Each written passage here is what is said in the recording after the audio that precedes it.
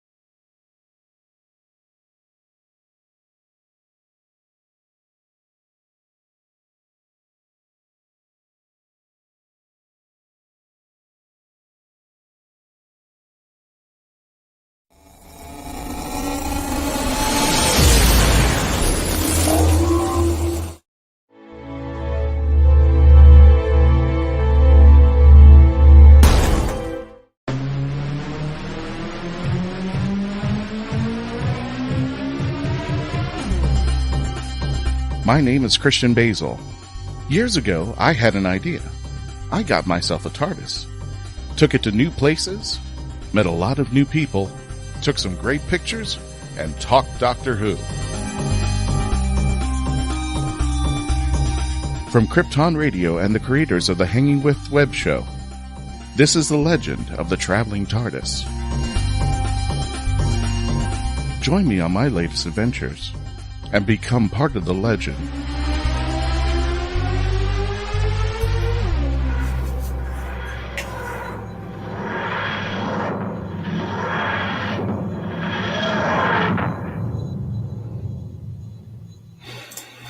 Hello, ladies and gentlemen. Welcome to the Legend of the Traveling TARDIS. My name is Christian Basil, and in just a few moments, I'm going to be introducing our panelists today. And Happy New Year, everybody. Truly, Happy New Year. We're hoping that your New Year has started off right, Has it ended the same way since 2021 when we lost a very wonderful and dear legendary icon? I had to check the news like 5 or 6 times. It really was like, you're kidding me, right? There's no way that this can be true. But yeah, we did lose Betty White just a couple weeks before her 100th birthday, and that is awful. I mean, we may even talk about her in a bit there.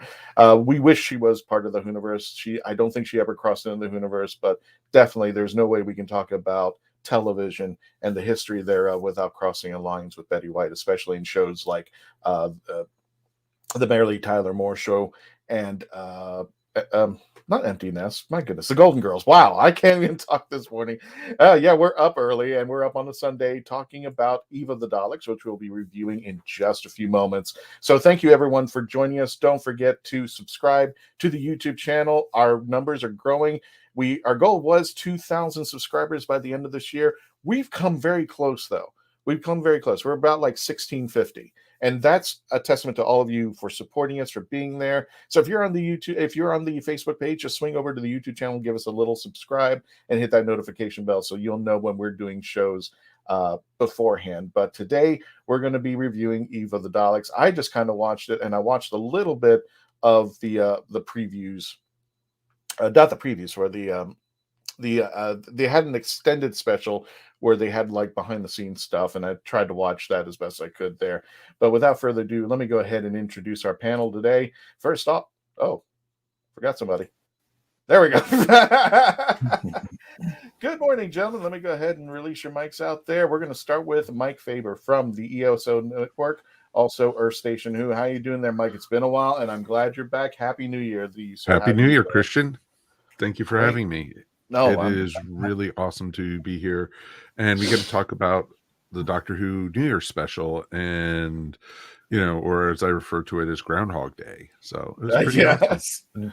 And I'm going to get into that because it's not the first time that Doctor Who has been introduced to what we call the time loop, and I'll be actually going back into a few episodes in the past where we're going to be discussing where the time loop has been discussed out there. And I'll be getting to your chat since Melanie is not up, but she's working. So if you miss Melanie, sorry, but she will be back on later episodes coming out the new year. So welcome there, Mike. Mike, I want to also say something. Just in case, I'm letting people know there is a 50-50 chance that I will be on Mike's show this coming Tuesday. The 4th, is it the 4th? Yeah, it's the 4th. Yes, the 4th. What time is you're going to be reviewing Eve on your show as well, right? Yep, we're going to be doing it, but our show is not live. It is taped. Okay, and so we'll be reviewing it on Tuesday, but it'll be going live on Friday. Okay, cool beans. So we'll be recording on Tuesday if I'm able to, and I definitely want to try out to get out there and do that. But scheduling welcome space on the station. So it's I would love to be on the on your side when we review it. So we're reviewing it here, and then we're going to be reviewing it over on your side out there. Speaking of reviews, because Melanie would say I'm the worst segue ever. Kevin, welcome back. Wow. With Husbands Talking More or Less podcast. How you doing there, Kevin? I think we got some audio issues on your side, Kev. Sorry, we can't. Your mic's open, but I'm not getting any audio. Oh yeah. Can you other guys hear Kevin? Because I can't hear him. No, can't hear. I'm just gonna recycle a microphone. Hopefully that might do it. No, nothing, Kevin. I'm sorry there. We'll get to you, Kevin. Let's see if you can fix that up there. I'm just gonna pull you right back. And speaking of segues, here you go, Joey. How you doing there? Good morning, Joey. Welcome to the show. Joey is frightened so much. Oh, there we go. He's moving. Now, Joey's having some issues with his Wi-Fi, and I know he's said he's got some storms in the area, so very forgiving out there, Joey. How you doing out there? I'm well, thanks. I hope you guys can hear me as well. Happy, a very happy, healthy, prosperous, and non-eventful 2022. And on this Sunday of all Sundays, if you happen to be familiar with this thing called Sports Ball, they're paying tribute to the late, great John Madden, who was a true ambassador to football and one of the greatest guys anyone could ever meet. And I know we're not here to talk about that. We're here to talk about greatest Red Dwarf episode of Doctor Who I've ever seen in my entire life. Jeez, okay. And we want to say hello, everybody in the chats. We want to say hello to Sophie Flay. Thank you for joining us this morning. I know you're used to me being on Sundays later in the day, but we did this one a little bit earlier, so everybody had a chance to enjoy their weekend out there. Carl, for once, I saw the show before. I saw the show before this show. So good, Carl. So you know what we're talking about. Terry MacGyver is watched Eve of the Daleks yesterday. Excellent episode. Really looking forward to see where this goes from here. And remember, this is one of 3 episodes that are left before Jodie departs, does her swan song episode out there for her final. Howdy, Mark. Thank you. Don't forget, Mark is responsible for the episode that we had a while back with Melanie eating chocolates and becoming a chocoholic. So if you want to take a chance at looking at it, go over to our YouTube channel and just watch the episode. I forgot what it was called, but you'll find it. It's the unboxing of chocolates. I will try to see if I can find it out there.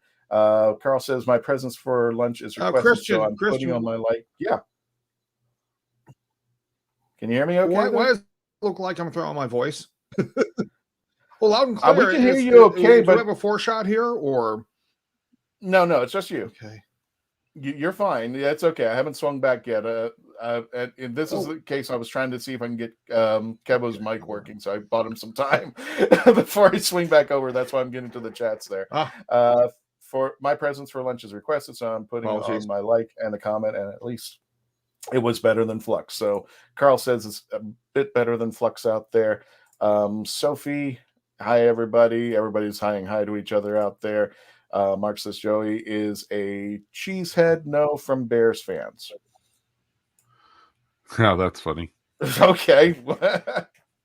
And Kevo, is everything cool with your microphone? Who's in the playoffs again this year for the 3rd straight time?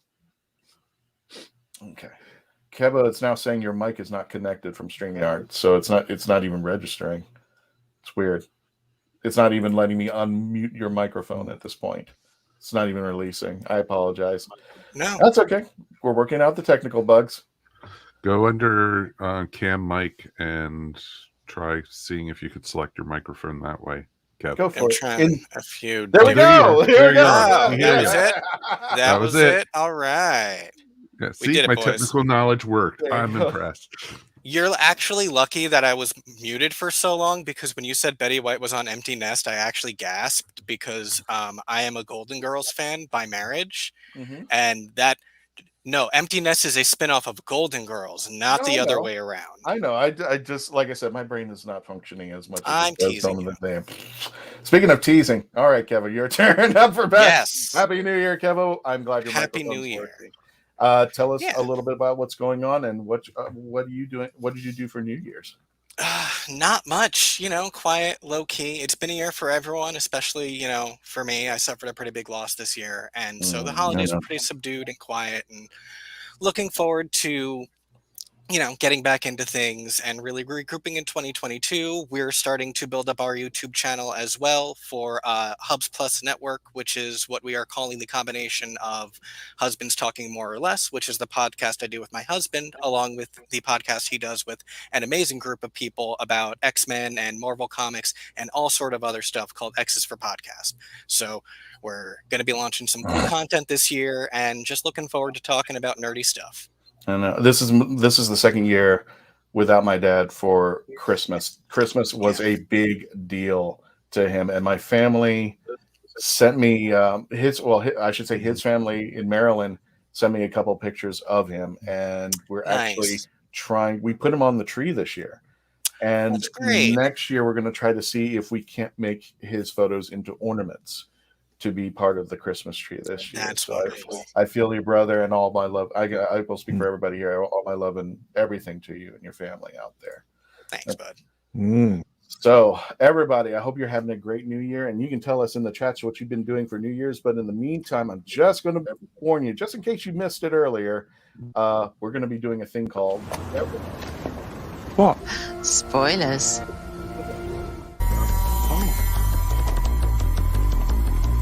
Fantastic. So there's going to be a good chance that we're going to be spoiling you throughout. That's awesome. The episode. So if you have not seen the episode, but you're okay with being spoiled, keep watching. If you've seen the episode, keep watching. But if you have not seen the episode, don't want to be spoiled, put this Come back. Yeah, and come back to it, and then tell us what you think after the show as well. But in the meantime, let me go ahead and run the trailer for Eve of the Daleks. And for those of you who may have not seen it, here we go. Happy Nearly New Year. Hiya, Nick. Here we are again. Here we are again.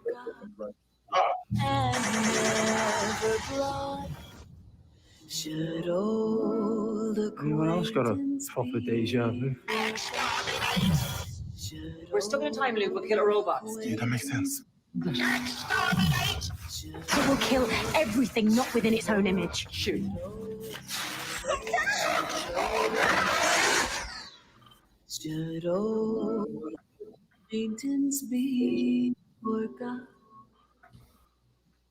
Jodie comes up. Don't forget to subscribe to the official Doctor Who YouTube channel. That was cute. So there we go. That is the trailer for Eve of the Daleks. So we hope you caught it. As we're going to be doing, as we start with every show, we're going to give you our ratings, and I'm going to keep mine till the very end because I run this damn show. So there you go. And then I'll explain to you whatever, but what my feelings about the episode is. So without further ado, just at random, Kevo, between 1 and 10, 1 being not so great, 10 being awesome. How many TARDISes are we putting up on this screen? Like between 7 and 8. Okay. It was fun. Okay, let's do a 7/8 there. Joey, between 1 and 10. How many TARDISes would you give? I'm probably.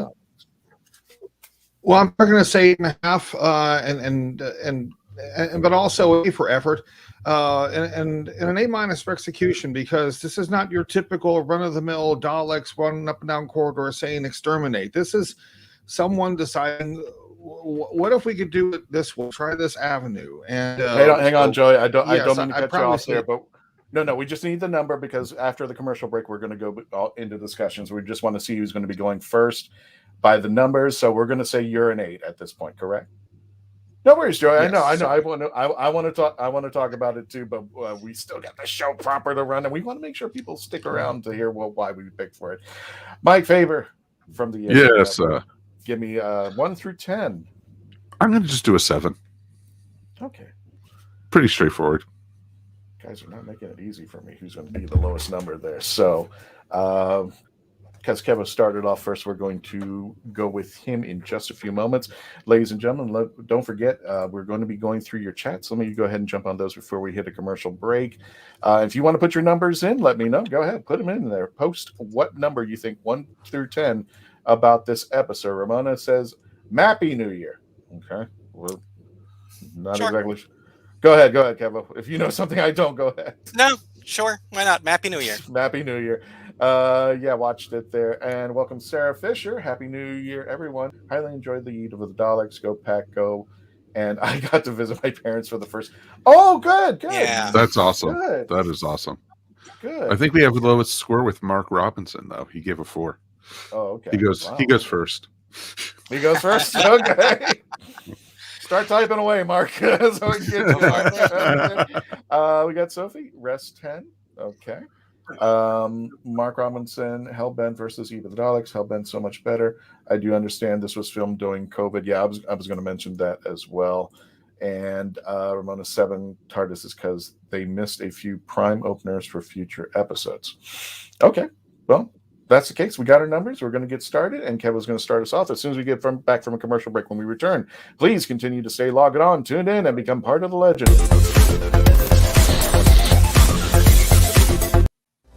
Oh, brilliant! It's hard to believe that in the 56-year history of the greatest sci-fi television show in the English language, there has never been a fan guide to Doctor Who.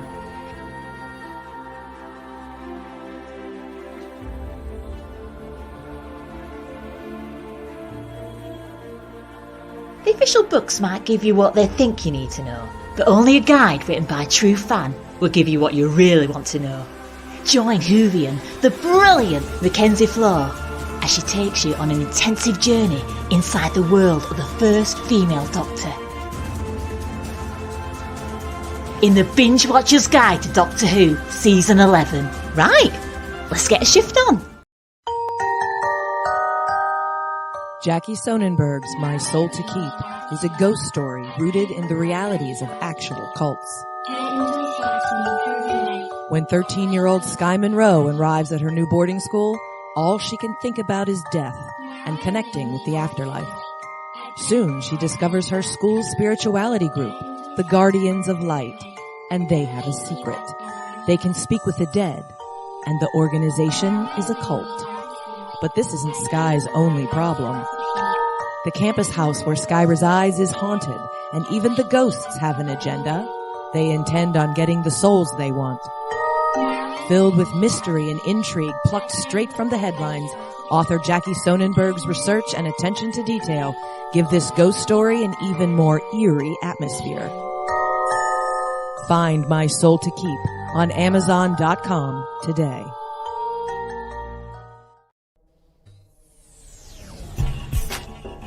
Hey there, this is Meredith Loughran with Ragin', and I wanted to let you know that we encourage and promote independent creators and their projects through organic interaction, consultations, and more. Visit Nita and me at RaginAVC.com for details and contact information. Hit the button.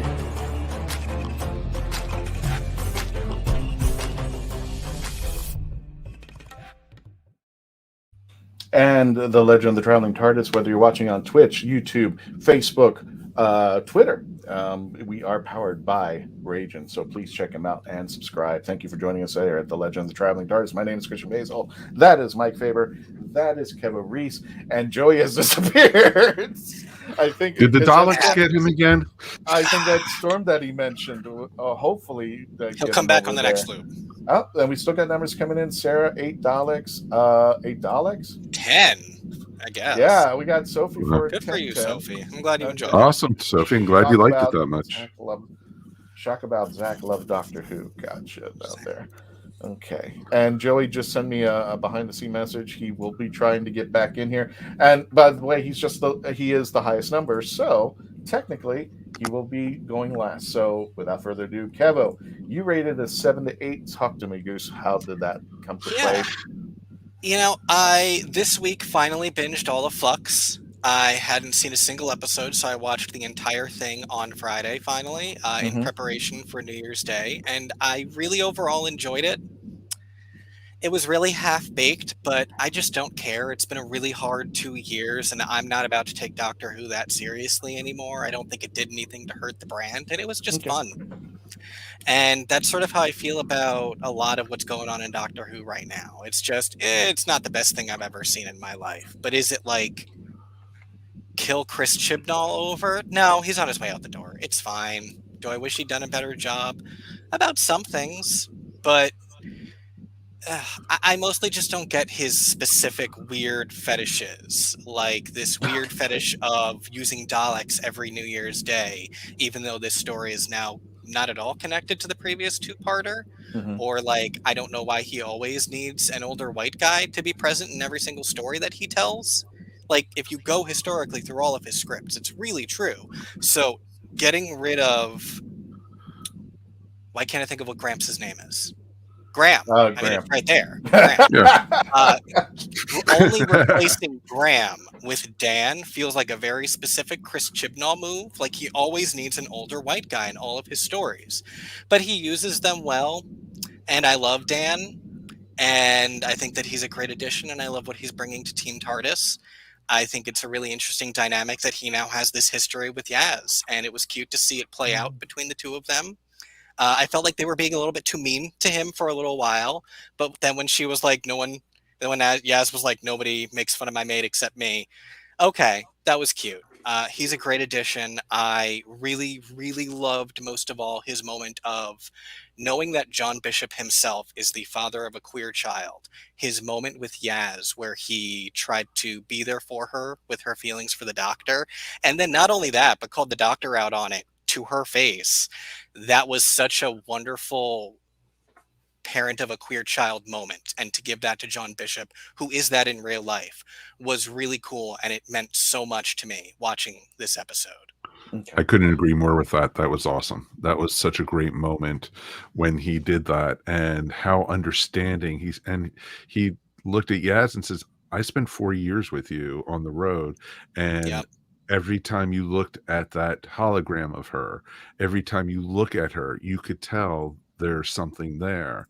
And when he went to the doctor to try to tell her, the doctor was oblivious, and I I'm very disappointed with that, because they've done that multiple times with the doctor's character, and the doctor's a little more understanding than that. And they did it with Graham's cancer. They did it with something during Flux. I don't remember exactly, but it was a moment when I think it was when Cardenista race was killed.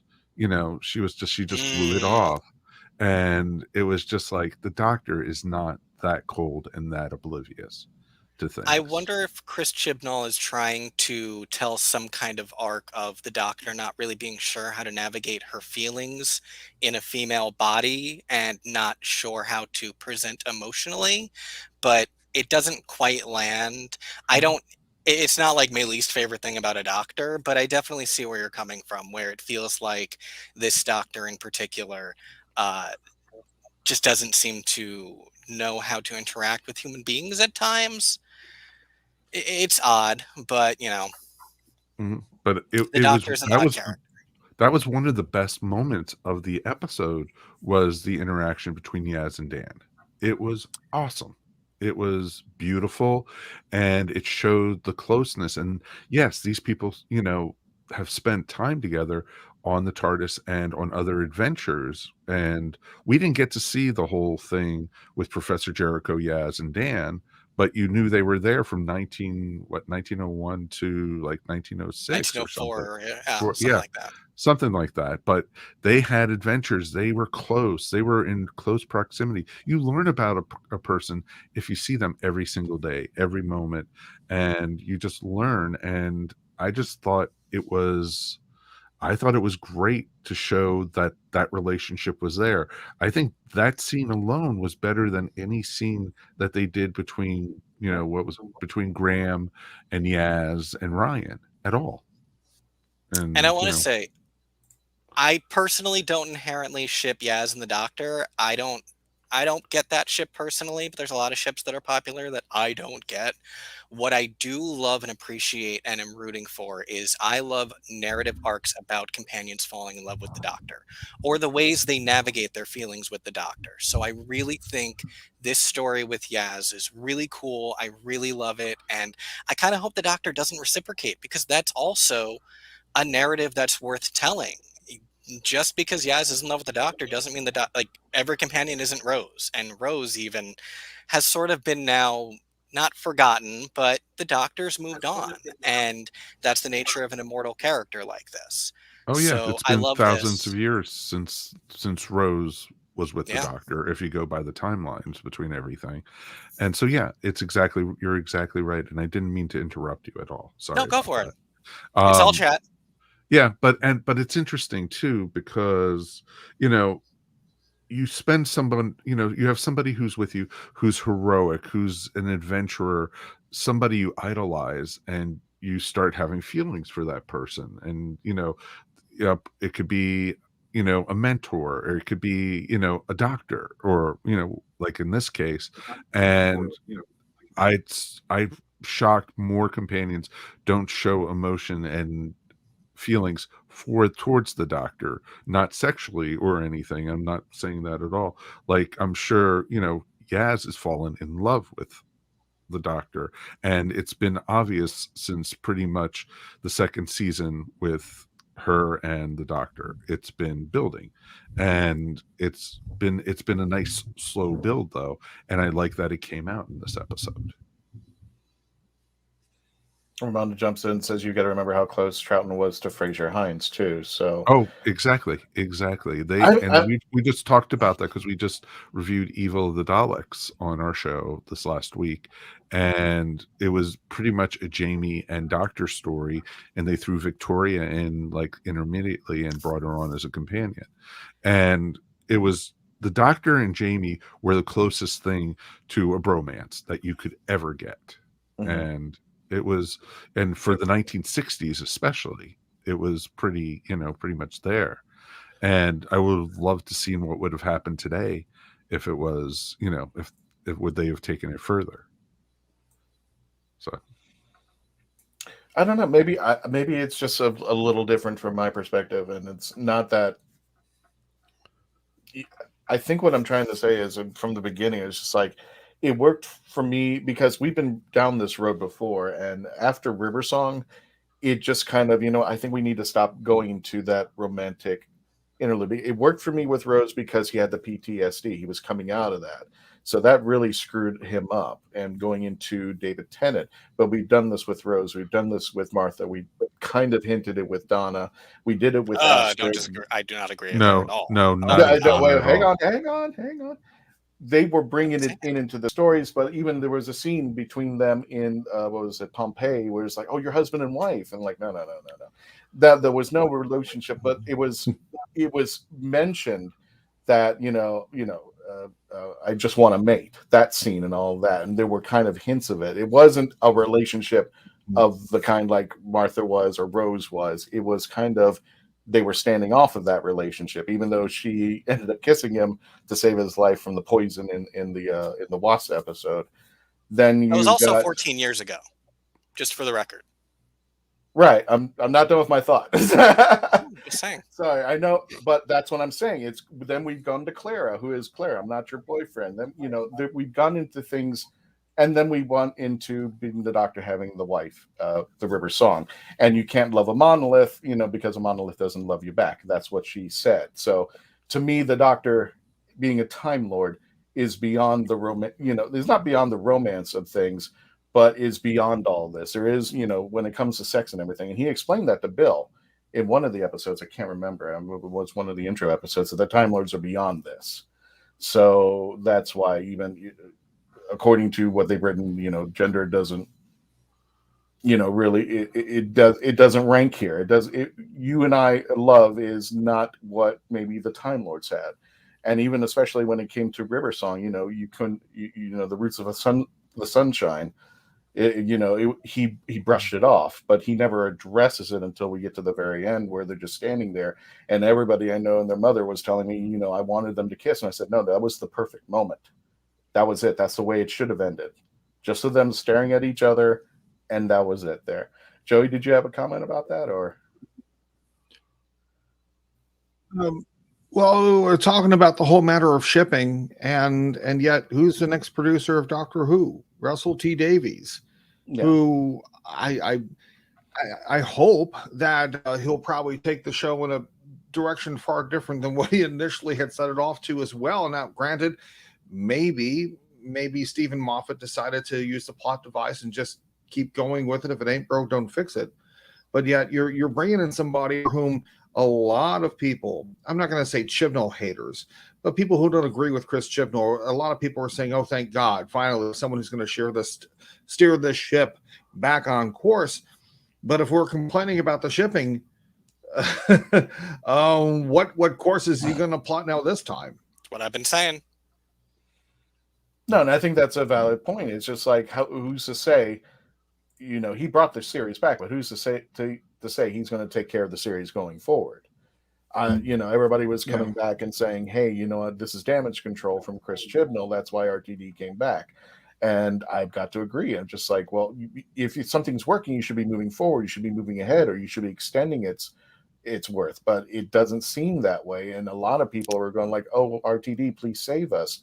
And I'm like, but there's no telling that it's going to be better. Although the series is in good hands, we're making a presumption because we don't know where he's going with it, and he hasn't told us. It's not like, oh, I've already laid out. I think right now, if I'm not mistaken, they're already auditioning for the new Doctor. I think I heard in the rumor mill. So, we could be looking at something far worse. What does it say? You can't go back to what you can't go back home sometimes. I don't know if RTD does, but I think I get the feeling, and I'm not exactly sure. There's nothing I can prove about that. But the coming back of RTD means that something went wrong in the Chibnall cycle, and they're going back to. That's my opinion on that. But that's an inherently television perspective on creative forces. If this was a comic book, writers come back to old projects all the time, and Doctor Who being now almost 60 years old, I'm not saying you're entirely wrong either, because I think he probably was asked. But he said he wouldn't go back. This is him. But people change their mind. He changes his mind all the time. But I wouldn't announce it. I wouldn't be, and I'm trying to say this in the nicest way. I wouldn't be a Barbara Streisand going on my third tour saying, "Oh, I'm never going to sing again. I'm never going to go on tour again." Either you do it or you don't. And at some point, yes, people change minds. That's fine. I think the mind changing is the lucrative. I mean, it's being bought out by Sony. Bad Wolf. He's getting a lot of pull, and I think Doctor Who is in good hands as far as financial is concerned right now because of everything that's going on. I think that was I think that was it. I think it was a lot of follow the money, especially now since the BBC is entering a new 100 years as it were, and they want to change the direction of not just how they're producing programs, but also their business model. I mean, still charging people to have their service through the radio and television act. Back at one point in time, they were the only game in town, and here they are now. They're just part of the buffet with ITV and Channel 4 and Channel 5 and Sky and all these other outlets. So now there's more choice. So now they have to find a way to compete. But yeah, they can't stay with their current situation. And at least in my opinion, I think it was a magnificent idea to farm out Doctor Who and Toto, especially with someone who has known the program ever since he was hiding behind the sofa, and someone whom a lot of people I trust at the Beeb, at the front office, had essentially said, listen, we don't want to just give it to anybody. We want it to someone that we know is going to take very, very good care of it, and hopefully we'll pass it on to someone who will also do the same thing. So I'm hoping that's what the case is.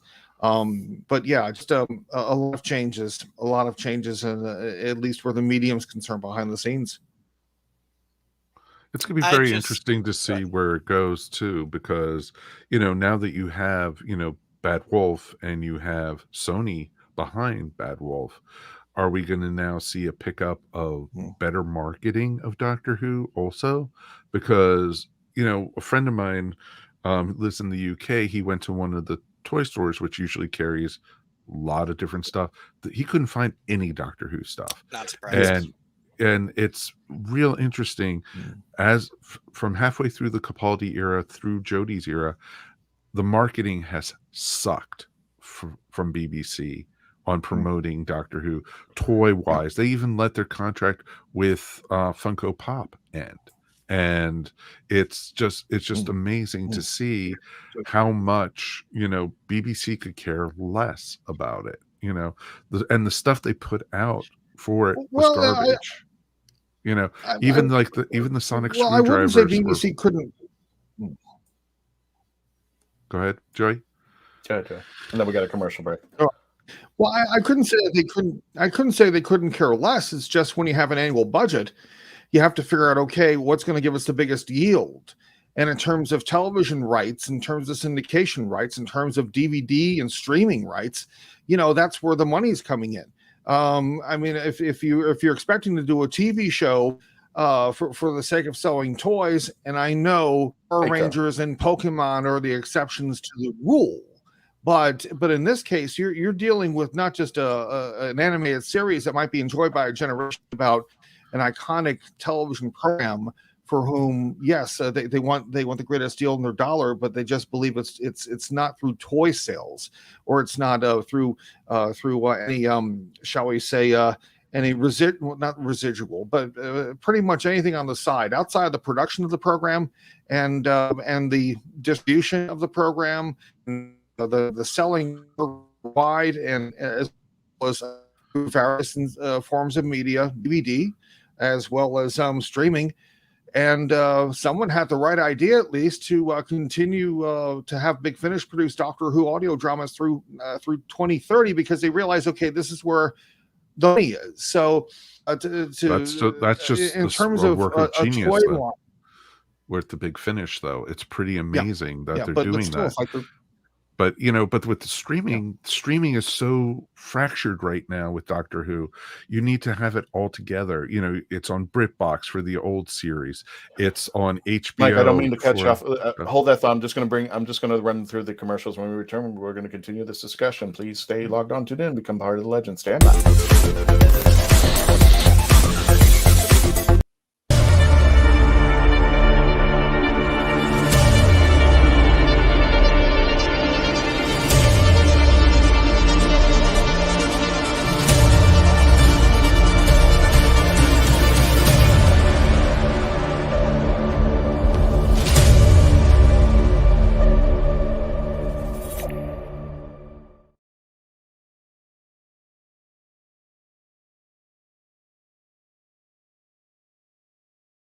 Author Cindy Kep is writing on the edge. Books include Remnant in the Stars, The Loudest Actions, Lines of Succession, Mindstorm,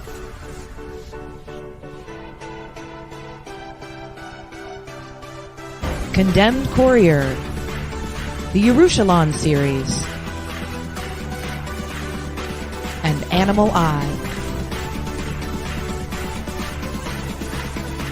Find author Cindy Kep at CKOEPP.com today. This is Cosplay Michael with the Hanging Out Web Show. I want to tell you about my friends at Embellis Effects in Orlando, Florida. They've got makeup, costumes, and props for all of your costume needs. And the team at Embellis Effects is helpful and friendly. Embellis Effects is one of my favorite places, and I know it will be yours too. I'll see you there. Or go to embelliseffects.com. And remember, cosplay is for everyone. Mike's going to continue discussion, but let me go ahead and jump into the chats because a lot of them came through. Reason why, Mark says, reason why 4 time loop used before Sonic was used via too much Daleks, claw, and Gatling gun, just wrong for it. I don't know why. I kind of agree. I don't. The Gatling gun was a little bit weird, but it's okay.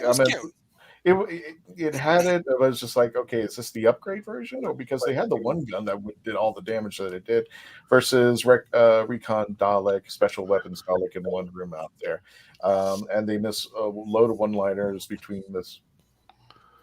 Okay, I'm not exactly sure, but I'll try to read that. Scouse, Manchurian, and Sheffield were rival between the cities. Let me jump down here. Sorry, Ramona, I'm getting to your chats. And 4th Doctor, and Mancunian. Mancunian. Thank you for clarifying that for me.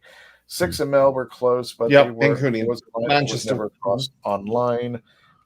Kiss with Rose with 10 New York. I read it was not scripted. That kiss was a shock for me as to the fandom. Yeah, the very first. Well, I'm going to tell you where everything kind of went into weirdness with the romance of the Doctor is the 9th is the 8th Doctor. Yeah. With a kiss heard around the world, but it's not the first time the Doctor has been kissed. It actually was in classic series where people just kind of, I guess it was blown up because he was kissed on the cheek, but it was Nyssa who gave him the goodbye kiss before she would leave the TARDIS for the last time on Terminus.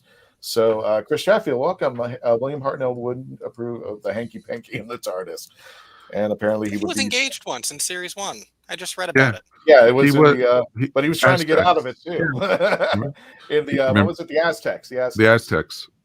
Yeah. He was it was Don't an take accident. coffee from strangers. Exactly. Okay. In the UK, speculation the new Doctor to be new Aliandic actor due to RTD Davis. It's probably not. Most likely not. Even in his, I think his agent even said he's not even. He's trying to focus on his music.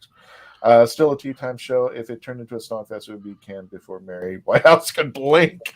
That's another show for another time out there. Adrian says Terrence Dix wrote the first story of the Topic Air episode, the first story of the Graham Williams tenure pop back for a storyline. The first JNT did the 20th anniversary special, almost like dropping in to keep the ship on course. So I like RTD is coming back to course correct. Yeah, he's the closest thing we have to a Godfather right now for the show. I think. Oh yeah, very much so. Agree with Now, that. you can disagree with me, but I think this was the case, and I think maybe part of this was that I think RTD. We don't know what to do with this show, and we're also losing licensing fees because everybody's bailing out of the BBC. If you don't do this, if you don't take on Doctor Who, we're going to put in the wilderness years again, and I think that might have been a clinch to bring it back. That's my opinion. And I don't disagree entirely with that, like I said, but it's just you make it sound so insidious sometimes. And like I think at one point you said you feel like it was about the money. And like I think you're approaching the idea of this iconic figure in television writing coming back to this show with a very like negative attitude from the start. And that's what my concern is. I do think that he is coming back to help course correct the show. And I'm not saying he's not, but you're kind of like, look how bad it is. And it's like, why can't we just celebrate that he's coming back? Why does everything have to be doom and gloom? It's not necessarily doom and gloom because he's bringing it back, but he's putting it in a better position than it was now. And I think if it were to keep going the way it is now, especially with the BBC losing its licensing fee, I think you're going to see a return back to the wilderness years. That's my opinion. People were even talking about it going back into the wilderness years, and it was almost thought of. It wasn't off the table. But now that he's come back, and your opinion, everybody's opinion, if it's a course correction, putting it back in a place, at least financially, which I think for the longest time, being classic Whovian, and Mike, you can speak for me, and Joe, you can speak up for this, has now a budget that it deserves.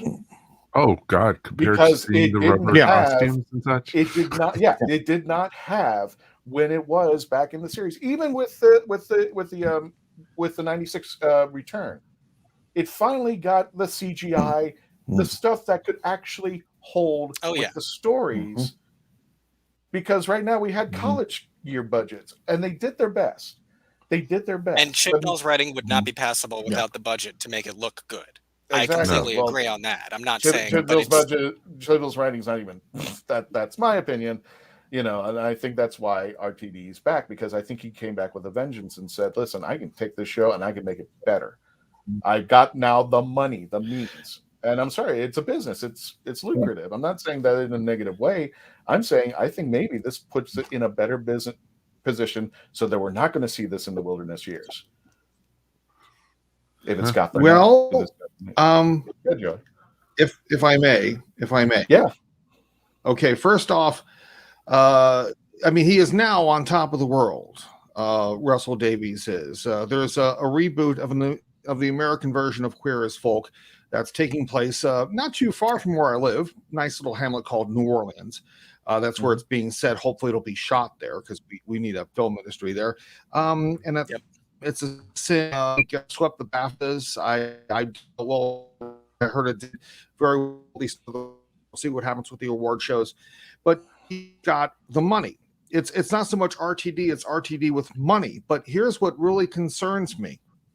Let's go back to that first year. Christopher Eccleston does 13 episodes, and then he just decides, I don't like the way things are being run. Now, maybe, when we did the other stuff with RTD, including The Second Coming, and the other projects he did in past, they got along, but maybe RTD did not have the strong grip, as it were, on the production aspect on the day-to-day for Doctor Who as he had worked with Eccleston in previous projects. So Eccleston decides to leave after the first year because of the way things are being run.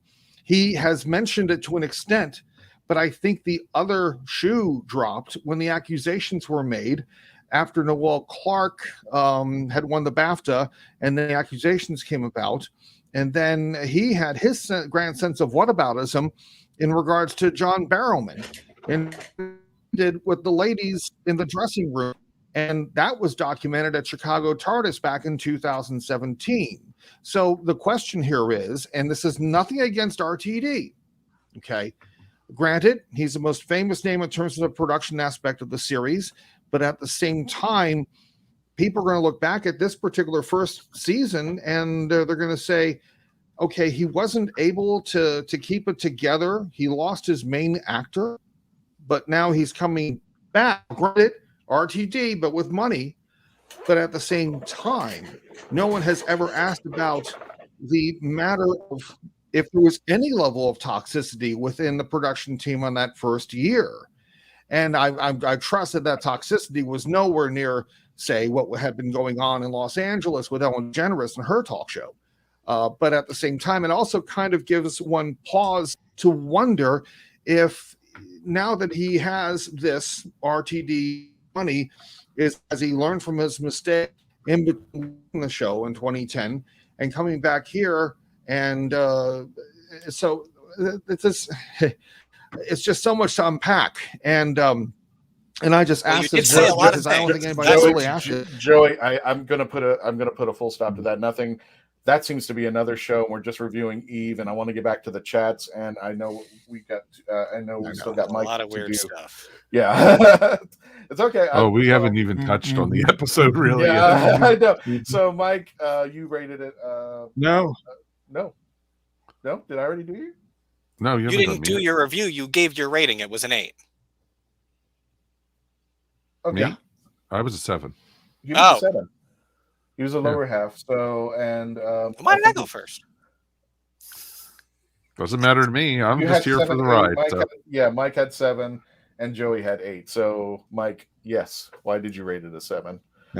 I rated it a 7 because we have seen this storyline type, multiple times, both on Doctor Who, and I like how somebody in the chat actually mentioned Red Dwarf because they did it there too, and on multiple other shows.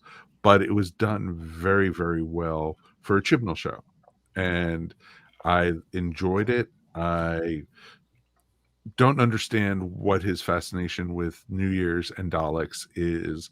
This one didn't even tie in. This was supposed to be, he even said, oh, this is the third part of a trilogy, and it didn't have anything to do with anything. If Chibnall tells me that a building's on fire, I'm gonna have to go outside and take a look because that's how much I trust. Exactly. And well, I'm sorry, Chibnall is just. I'm gonna say this. I'm gonna say this aloud.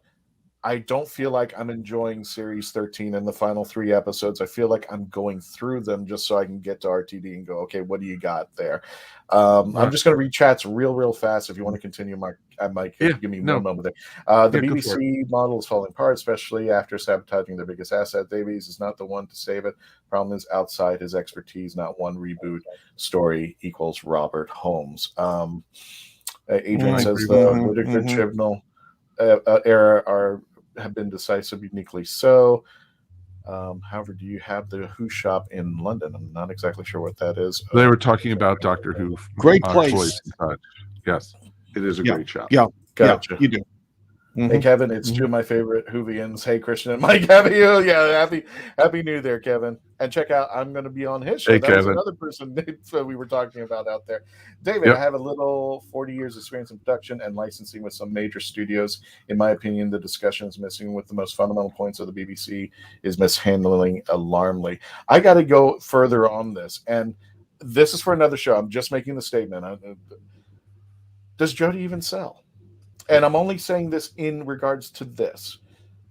In my sci-fi store, which was close to me, when it got to Tennant and Capaldi and Matt Smith, there was actually a row of Doctor Who. There were Sonics, there was everything. I mean, TARDIS cookie jar, everything out there.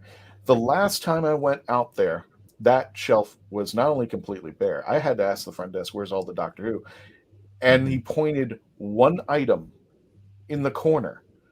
It was on sale, and it was David Tennant in Time Lord Victorious. That was it. Wow. Now, I mean, that's a big change. Now, where is the problem? I have no idea. Some people will say Jodie doesn't sell.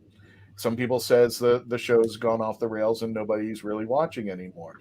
There are so many opinions to that, but the proof is The merchandise is where they get their money. The merchandise helps it. To me, everybody can say things about the ratings and such because everybody has their own differences. People who are opposed to, what's going on will do the overnights. People who are supportive will go out and say, okay, well, this is the final run and this is the total run of numbers. I go by what's selling because that's tangible stuff you're going to put in your home and play with, like when we were growing up with VHS tapes, like we were growing up with, everything. To me, that's where the marketing is. When Brian was talking about, how they lost the licensing for the Funko Pops, his bring-in was, well, of course, she was in the game that they just put out there. And I'm like, yeah, but that's not Funko Pops. That's a game. We're the Funko Pops. So it really, but the problem is somebody's doing something very wrong somewhere in the behind the scenes, and it's costing Doctor Who big time. That's not that's undisputable. That's something is going wrong behind that. So we can all they're agree mismanaging the brand. Right. So somewhere along the way, something's going on out there. Carl says Donna and I had a good discussion. Not just mismanagement. Go ahead, real quick. I got a lot of chats to run through. Sorry. Well, no, not so much. Not so much mismanagement, but there are also other items on the buffet. And sometimes, Star Trek is popular. Sometimes Star Wars is popular. Sometimes Doctor Who is popular. But they all cannot be insanely popular at the same time. That's a good point. But to have no shelf, absolutely nothing. And Star Wars was at a peak recently, thanks to Baby Yoda. Right. Yeah. I was actually shocked because for the holiday, I got an Oculus Rift, and there is a Doctor Who game up there. And it ties into Time Lord Victorious. Nice. And it's pretty interesting. I haven't played it yet, but I just purchased it last night. So I'm going to be having fun to see how it ties in. But I've been always disappointed with most Doctor Who video games and such. But that's a whole different story for another time. That's a different. But should we get back into the show? Yes, absolutely. Eve. Yeah. And gotcha. I'm just running through the chats real fast down, and I had a good discussion at lunch. Doctor Who is at its best when it's a buddy movie, like with Donna Noble, and I agree wholeheartedly with that. That is 100%. When it's a buddy, when the companions are actually companions and not love interests, and they support the Doctor. When they support each other, I think it's at its pinnacle. I've never, I don't mind the love interest, but I think it's run its course. I think we need to go back to companions who okay, what is it, Doctor? What is it, Doctor? What is it, Doctor? And when the Doctor goes off the rails, then the companion's there to put him or her right back into place out there. I don't want with Doctor Who, will they or won't they? That's not what it's There about. You go. That's a very good, yes. Will they or won't they? It should be just who's the actor, who's the companion. No more. Is it somebody who spars with? Is it somebody who spars off with the Doctor? Well, that's the case out there. But yeah, let's go back to the show. I'm going to put my opinion probably into the after party. Let's go 90 minutes on that one because I got one more commercial to run, and then Joe, we're going to go hit with you. Mike, did you want to wrap up anything? I apologize. I've been cutting you short out there, but I want to make sure. I have a whole other podcast to talk about. That's true. Okay. If you want to see what Mike I'm not and worried I about want it. to talk about, we'll go more into Mike's podcast over at the ESO Network. Please subscribe and join up there. Please also subscribe over at Husbands Talking More or Less. And Joey, I'm going to get to you. Let me run the final commercial break. When we return, I'm going to go with all your chats, and then my opinion will probably go right into the after party. So please stand by. Here we go. You have more options than ever before when choosing a film, a television or internet series, a book to curl up with, or even a radio show or podcast. Get to know the people who are creating for you. The Hangin' With Web Show, hosted by award-winning author and journalist G.W. Pomacher, is the internet's fastest-growing web talk show series. The Hangin' With Web Show features professional, yet casual, in-depth interviews with creative arts and entertainment pros. Meet the people behind a digital revolution in creating more quality content than ever before in the history of media. Find the Hangin' With Web Show on YouTube, Facebook, or Twitter, or simply go to www.hanginwithshow.com. That's www.hanginwithshow.com. The massive audio Doctor Who Bad Wolf Bluetooth TARDIS speaker. That's all I got to say. One word. Wow. It looks like it just jumped right off the screen. Here it is in all its Bad Wolf glory. Right here is the on-off switch and the up and down volume. Right here's the speaker. The TARDIS stands about 6 inches from the bottom of the TARDIS all the way up to the top where the light is. Look at the detail. Wow. And Joe, you got the last 5 minutes on this one. Since you rated the highest number, which was 8, tell us what you thought about Eve. Tell us what didn't work for you to rate it just a little bit 2 points down. And take it away, brother. And then I'm going to finalize with the chats. Well, yes. Well, what I really most appreciated about the story was that it wasn't unlike Flux, which pretty much had a story arc. In this case, it was just an independent, owned by itself. It was very, at least in my opinion, but also the plot devices were very. It was a surprisingly done piece. I mean, what can you do with the Dalek when it's pretty much a one-trick pony? So, at least in my opinion, by watching, by seeing this, what concerns me more than anything else is that there was, if you look at the casting, you have Dalek Operator 1, Dalek Operator 2, an additional Dalek. What, he can't like rise up to the post of Dalek Operator 3? No, I can't seem to. But no, it was a nice New Year's night romp where you just didn't have to think, you just had to and just be entertained, and that's all we needed, especially with the year we've had. Yeah, I thoroughly enjoyed it. It was quite nice. Now, here's the interesting thing.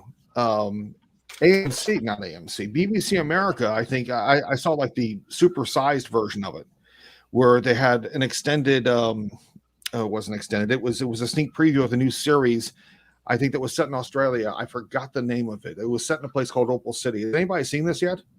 I saw the vampire thing after because we were watching it and it was really horrible. The BBC America thing. Yeah. It was not. Yeah. It wasn't very cohesive, and it was like you had kids watching Doctor Who and then going right into this story where right in the very first scene they rip out somebody's heart. It's just like, and show it, and it's just like, oh, you really want to do this with a family audience? It's just like, Well, nowadays when it comes to entertainment, it's not. It's like they're calling it, groundbreaking, and I'm just like, no, it's more nauseating. Well, exactly, because we were hoping it's more shocking. It's a radio shock jock equivalent of entertainment. Exactly. I'm just like, no, you're not doing anything new. You're making it more gorier. But they had the final scene of the Doctor Who episode with the couple driving off and the TARDIS flying through the sky, and then you hear the start of the Doctor Who theme for them to play the next time. But instead they went right into this new show, and it was like, what? And like Judy was like, my wife was like going, are they going to show the Doctor Who trailer? Is this just like 5 minutes or something? And there was the full episode. Oh, you're talking about Fire or something. I forgot. Yeah, it's Fire. Exactly. Whatever it is. It's supposed to be like, when you only have like 30 seconds to grab somebody's attention, you try to throw as much fluff out there. And it's, I'm going to explain this when I do my review in just a few minutes down there. But Joe, let me get back to you. Did you have any final thoughts while we got to wrap it up in a few minutes for the audio? We'll continue this discussion. We're going to go through your chats. There are a lot of them out there, and I apologize. But stay with us. We're going to run probably another 30 minutes if you gentlemen can stay with me. We'll go through the chats. We'll finalize up. And there's some stuff I really wanted to get to if we have time. For me, in this case, we all have to realize that the Doctor might look like a human being, but he's an alien from another planet. And that's what says to the character, because most times we're a Doctor. I mean, we can easily do these magnificent things that we've been trained to do, but yet we can't sit in a room and talk about our feelings with somebody else. And if you saw that last scene, you'll understand what I'm talking about. And in terms of the shipping aspect of things, it's not so much of the Doctor, no matter what the Doctor is, male or female. It's the matter of afraid of being hurt again, or telling somebody Look, you may think you like me, but you don't. You don't know. Yeah, I think Exactly. we should. The romanticism needs to end. Yeah. It's really hard to determine because now after River Song and everything else, and the Doctor not getting, Dan going, Yaz really likes you, and she just blows it off. Oh, she does. But it's to me is and I think the social media when they were pushing the shipping, that's like, guys, cut it out. This is not DeviantArt. This is Doctor Who, and I've seen enough DeviantArt in there to go, whoa, okay. I wasn't even picturing that, but thank you. And I don't just mean Yaz in 13. I mean way back. So I just like, okay, no. This has got to be a kids show. There's got to be a limitation, and to keep pushing that there's some kind of romance for over and over for the for the 10th companion.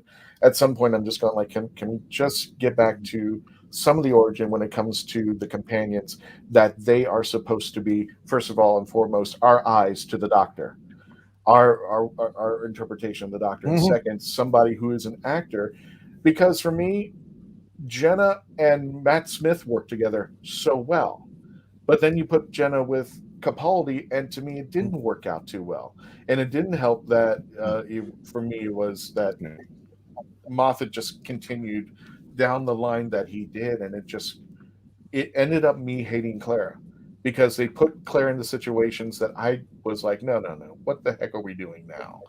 When Danny Pink dies, and Clara goes right back into the TARDIS, I'm like, you know what? Everything that I had respect for you is gone.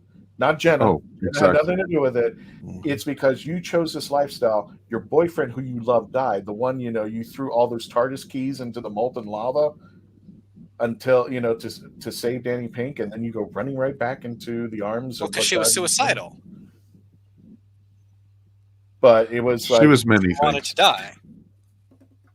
I meant to. But that's a whole other episode. That's a whole other episode. Another episode. See, Christian, you're coming up with all these ideas for new episodes right here.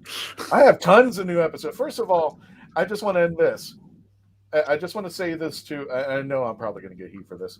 Listen, Chibnall, even if you couldn't write a Christmas episode, if the Lifetime Network can put out 3 to 4 movies a year, you could have put out one episode for Christmas. It's not Christmas for me, and I know a lot of Whovians out there, unless there's a Doctor Who Christmas episode. You can add the New Year's Eve episode, that's fine, or the New Year's Day episode, but to just remove it completely and not even address it and tell me, and in some cases people are, well, we're creatively empty, and I said, well, there's a bunch of Lifetime people who could probably pull over to the screen, and just like, to me, that was a tradition that, started in 2005. Exactly, and it could have just kept going, and I think people love that we had a Christmas episode, and some of them were not. Some of them were really out of the park, and some of them didn't. Died at the shortstop. But I like that we had that option. I love that we had that option out there. All right, guys, I'm going to wrap it up. For those of you staying around, I'm going to give my assessment. We're going to get to the chats, and I know, Mike, you only got a half hour, so I'm going to be quick about it. When we return, we're going to continue on. For those of you listening to our audio podcast, thank you so much for joining us. And if you want to hear more about this, you can go over to the YouTube channel and subscribe, as you see down on the screen scrolling. Or if I get a chance and I get on this Tuesday for this Friday, I'll be on Mike's podcast, the ESO Network, and I'll be definitely telling you more about it as well out there. Everybody, please stay safe out there. Happy New Year. We wish you the best of the new coming year. All of our love, all of our hopes, and please continue to become part of the legend. Stand by.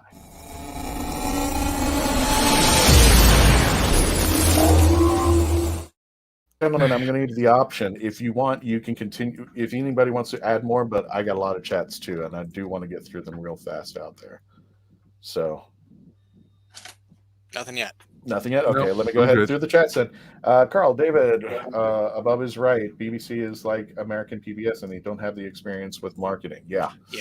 That is true. I'm winding up building up my own playset, Ramona.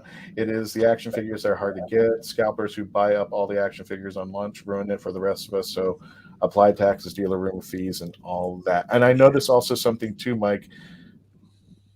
there are no Funko Pops, period. And I am really regretting there this are. decision. Hold on. All up there is the whole top is Doctor Who figures. No. I mean, when I was going to the conventions, MegaCon, You mean like right Empire, now? Oh, like right now. Zero. And there were 3 a lot of stuff is vendors. shipping delays and stuff too. Don't No, forget this was way before that. This was throughout 2021. This was way before the shipping delays. There was one Funko Pop I regretted because I just didn't have the money on me. It was Sarah Jane Smith. That was it. Right. And it was her what I call candy striper outfit. Yeah, I don't exactly. know if It's interesting That was because it, the and I local wish I had Funko Pop place in right outside of Atlanta has 2 different Doctor Who figures in their cases. None on the walls or anything, but in their cases they do. They have Capaldi in the spacesuit, and that's like going for $250. And then they have Jodie, the very first Jodie one that came out, which was the San Diego Comic-Con exclusive, and that was her in basically her jacket, because they only came out with 3 of her. They came out with her in the jacket for San Diego. They came out with her just without the jacket, which was the general release, and then they had her with the goggles on, from the first episode that she was in. Right. And but is that a brick and mortar? Yeah, there's brick and mortar. Yeah, I'm talking about ones that are investing, going to conventions and having to pick and choose because they can't let it just sit on the shelf, for all time until it gets sold. These are the ones that have to decide. I'm just like 3 vendors, none of them. And that wasn't the case in 2020 and the years prior. Is that a fault of the BBC? Can Jodie sell? I have no idea, but none of it was Jodie. All of the stuff that I saw going back into previous years was from Capaldi backwards. I'm not saying that she, I don't have any proof that she doesn't sell, but I'm going by where is she? Well, also if you put the Kablam Man, or you put Tim Shaw, or you do the little metal eating monster Doctor Who Funko Pops, which is what they did, who would want to buy those? No. If I wanted it, I would have wanted something like the Cyber Gallifreyans, the New Master, or stuff like that. I thought would have been big hitters, and that's what I would have wanted to see Funko wise. Or even I would have loved to seen a Yaz. I would have loved to seen a Graham, a Ryan, a Dan. Or hello. Doesn't everyone, wouldn't you want a Renegade Doctor, or the Ruth Doctor? Yeah, Joe. Mm-hmm. Yeah, I would love to see that. So, that's where they're putting out crap. Yeah. Tim Shaw, I meant the first series of Jodie's run as far as villains was concerned. And I say this to my dying day, it was the worst decision Chibnall made to go, okay, I'm going to make up some new monsters. I'm not going to go back to classic. I'm like, you should have hit some classics. You should have thrown in a few of them just to see what's going on today with them. Because the crap that you brought, the Kerblam bad guy, or the Kerblam bad guy, Crosco, all these bad guys, Robertson, I'm not going to buy it. I'm not invested in these villains because I don't give 2 rats. Yeah, I might get the new master. That's it. It's not like the rest of the bad guys that we saw. I'm like, like somebody said, Christian, you can have a Tim Shaw. I'm like, I'll only take it. I wouldn't buy it. I respect the idea, but it was the wrong time to try and do that on so many levels. I think, well, like Webb said, most of it, you can mix it up. Daleks with Weeping Angels, Cybermen with the Ood. And there should be more of that too. Right. It should 100%. be a mix. And I think that's why Flux worked so much better than some of his previous seasons. Yes. Well, people love that synergy right now. Yeah. Well, the only thing is I love Flux 4, and it was because it wasn't written by Chris Chibnall by himself. That was the only episode I truly, truly liked. And the 5th episode I only liked because they brought back Jericho, and I was happy with Jericho. I'm just like, wait a minute, why did you do what you did with Jericho? I think that was a shame on Kevin McNally. Maybe he only had like a 3-episode contract, but that was a brilliant character. And I know what you were saying earlier, Kevin. It's just I don't think it's the token white guy. I think it's because Graham, Jericho, and Dan. I meant Graham and Dan were adding the comic relief to it. We're bringing it back home. They brought it more heart. That's what those characters were there for. For me, it should have, if we had started from ground zero, it should have been either one companion. It could have been a classic companion. Why not Ace? Or something that we could feel comfortable that we could have Jodie in there. To add more companions, drowned out what Jodie could have brought to the table. And then we were back to that thing with the Fifth Doctor is we're going to have to put Mark Strickland into a jail cell because we don't know what to do with these other characters. I think the focus should have been one companion, with the Doctor, and then added on later when we felt more comfortable. So you could have Yaz at the beginning, and then like episode 5 and 6, after people felt comfortable what was going on and had more attention to the Doctor, then you could have brought in more characters when you had writers like series 1, like series 1 of the revival. Exactly. Right. Exactly. Because people had to get used to Christopher Eccleston because he was a totally new Doctor. Exactly. Nobody and was ready for it. Jodie was a brand new, a completely new type of Doctor too. It was the first female Doctor, and we should have given her room to grow. As we say on our show, is Jodie has knocked it out of the ballpark the whole time. She has put her whole in it, and she became her. I think she really came into her own during Flux, but at the same time, I think they threw too many companions at her at first, because they weren't sure how she was going to be. And that was part of the problem with it. I want to be clear on something, though. I'm not just talking about Dan and Graham when I say Chibnall was a token older white guy. I mean, I'm going as far back as his stuff when he wasn't showrunner. Like, if you look at his Silurian two-parter, there's that grandpa. He's the one who introduced Rory's dad as a character and was the one who wrote him repeatedly. Like, it's just, even 42, I think there is an older, not quite grandfather, but not quite not grandfather character. And I don't know why he needs that in his writing, that he wrote out Graham and Ryan, but introduced a new, basically young, hot version of Graham. To me, even with even with Rory's dad, comic relief. It brings it back to heart because he's good at writing soap operas. He's horrible at writing sci-fi arcs, and it really shows. In fact, if you watch, I did see some of the extended version. I did see some of the extended version, and one of the things that they were touting out is that it was a love story wrapped in a sci-fi shell. I said, no, it's got to be sci-fi, and you can throw the romance somewhere in there, but it becomes too much of a focus.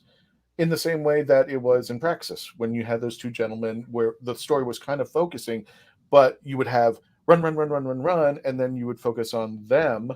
As far as I understood what he was trying to do, but again, it was a soap opera wrapped in sci-fi. It's got to be the reverse. It's got to be sci-fi.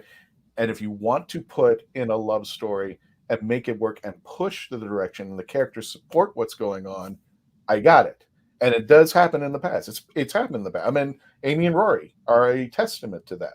But if you make them way too much of the focus and not focus more onto the sci-fi, which one of the most tear-jerking moments I think in the series is when they break up, and Amy has to tell Rory, the reason why I'm leaving is I can't have kids. You want kids. So instead of me telling you, to keep you going, I'm telling you need to go. And there was that focus, but it wasn't the driving force. It wasn't continually going back to that over and over and over again. It was part of it, and I think it drove the story because now it started to make sense of why these two were fighting. Well, if you'd like me to bring it, like me to bring it back around to Eve of the Daleks, how do you feel about Nick and Sarah, I believe it was, this story? Well, and how do you feel in terms of the romance being handled in that story based on, like, do you think it was handled better than Chibnall normally does? Do you think it was too much of a focus? All right. Well, at that point now, I might as well give my review. I gave it a 5. And I'm giving this 5 knowing that I might be, I don't want to say biased to it because it has a lot of competition to it. I know this was a COVID episode. I know they use a lot less people. However, Heaven Sent could have been a COVID episode. And it is probably one of my top 10 favorite episodes. And it's all it is Capaldi being chased around by whatever this creature is, locked in a confession dial. Because it had a wonderful script. It had Peter Capaldi by himself, which that to me was awesome. It proved to me that he could do a show by himself and still make it worth it. And it could have been shot in COVID time had COVID hit. He could have been completely by himself, and he did it. The love story kind of reflected. You okay? Wow. For me, the love story. He's all choked up. Yes, he is. The love story kind of reflected what was going on in Praxis, which was a focus too much. And to me, I was getting to the point where I was feeling sorry for Nick. I was like, Nick, I can understand why you like her, but I don't understand why she's liking you. Because all she's doing is yelling at you and making you feel bad, and at one point pushing him over to the edge where he kills himself. Because she kind of throw it away, and basically he did. He went outside. She was nuts. She was nuts. So I'm like, how? She was fun, but she was nuts. She was fun, but I didn't see a love story. I saw somebody who is in it because they were pushed into it. And I wanted to address everybody real fast. I just want to address it. This is not the first time we went through a time loop. One of my favorites is Meglos, the time loop that were there. And even though it was fun and campy, it was one of the ones that was addressed. Also, I believe, and Mike, if you know of another episode, let me know. The Clause of Access, which I don't think we actually get to see the time. We actually see a circle, which is the time loop, but we don't actually see him addressed in the time loop. He's stuck, and then he finally gets the TARDIS out away from the alien out there. And of course, when we discussed Heaven Sent Hellbent, what was he stuck in there for 4.5 billion years out there? Exactly. So, but there were a couple things that we hit upon where, Clara and the Doctor, that's a kind, the boyfriend girlfriend relationship where he had to tell her, I'm not your boyfriend. I understood the snowman Clara, why she wanted to get in the TARDIS. I understood why, and even though there was kind of a flirtation, it was like a fun flirtation, and it didn't get anywhere. It was just kind of a push. But she just felt like she kept running out of the TARDIS. Then she gets a boyfriend who ends up dead. I'm just like, okay, just get to a point where they're complimenting each other. And let me just run through the chats real fast because I feel so bad that we've left them out there. Joe Grant, the Third Doctor, seemed to have a bit of a romance. The man she left him for at the end of the Green Death reminded her of life. I do feel that it was, I think people wanted it to, but I think the Third Doctor kind of just like, he didn't want her to leave because I think he loved her company, and she was his opposite.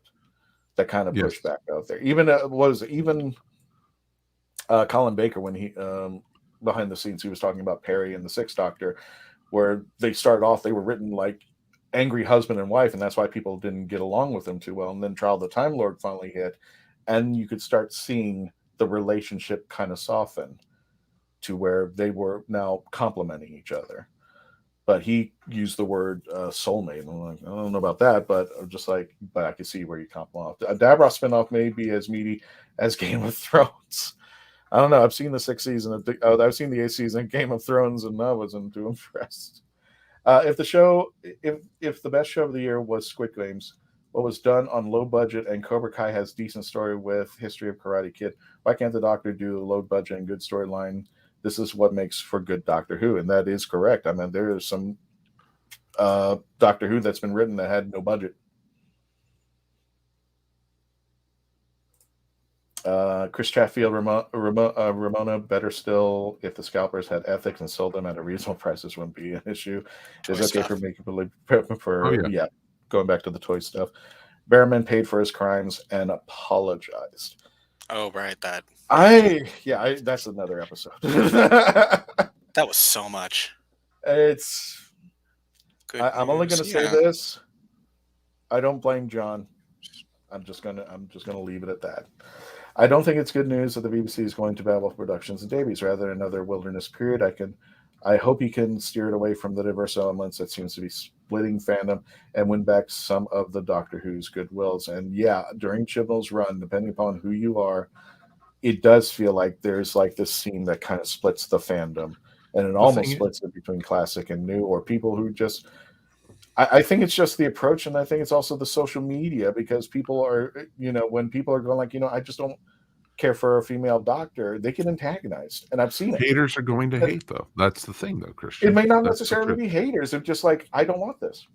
Right. That's not hating. But That's you're just, also going to have people who won't come back to Doctor Who until Rose and Tennant are back. Yeah, that's the I truth. totally get it. You're going to have people on all sides of the fandom.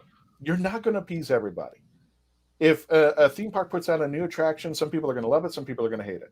There's nothing you can do. There's no cohesive thing that's probably going to make people happy, as we can see in geekdom now.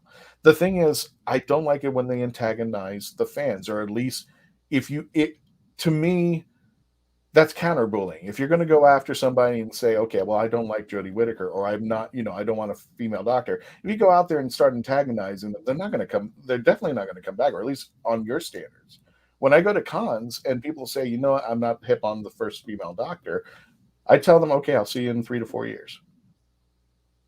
If that's your case, because I don't judge fandom by, on that scale. That's just not me. I don't want to do that. I don't want to unrule out somebody because they're uncomfortable, or doctors always been this way. Why not? That's the way they are. That doesn't make any less of a fandom. It just means they don't like Jodie, or they just don't appreciate what's going on in the situation, and they just don't want to be a part of it. And that's what's great about Doctor Who, is it always evolves. It always changes.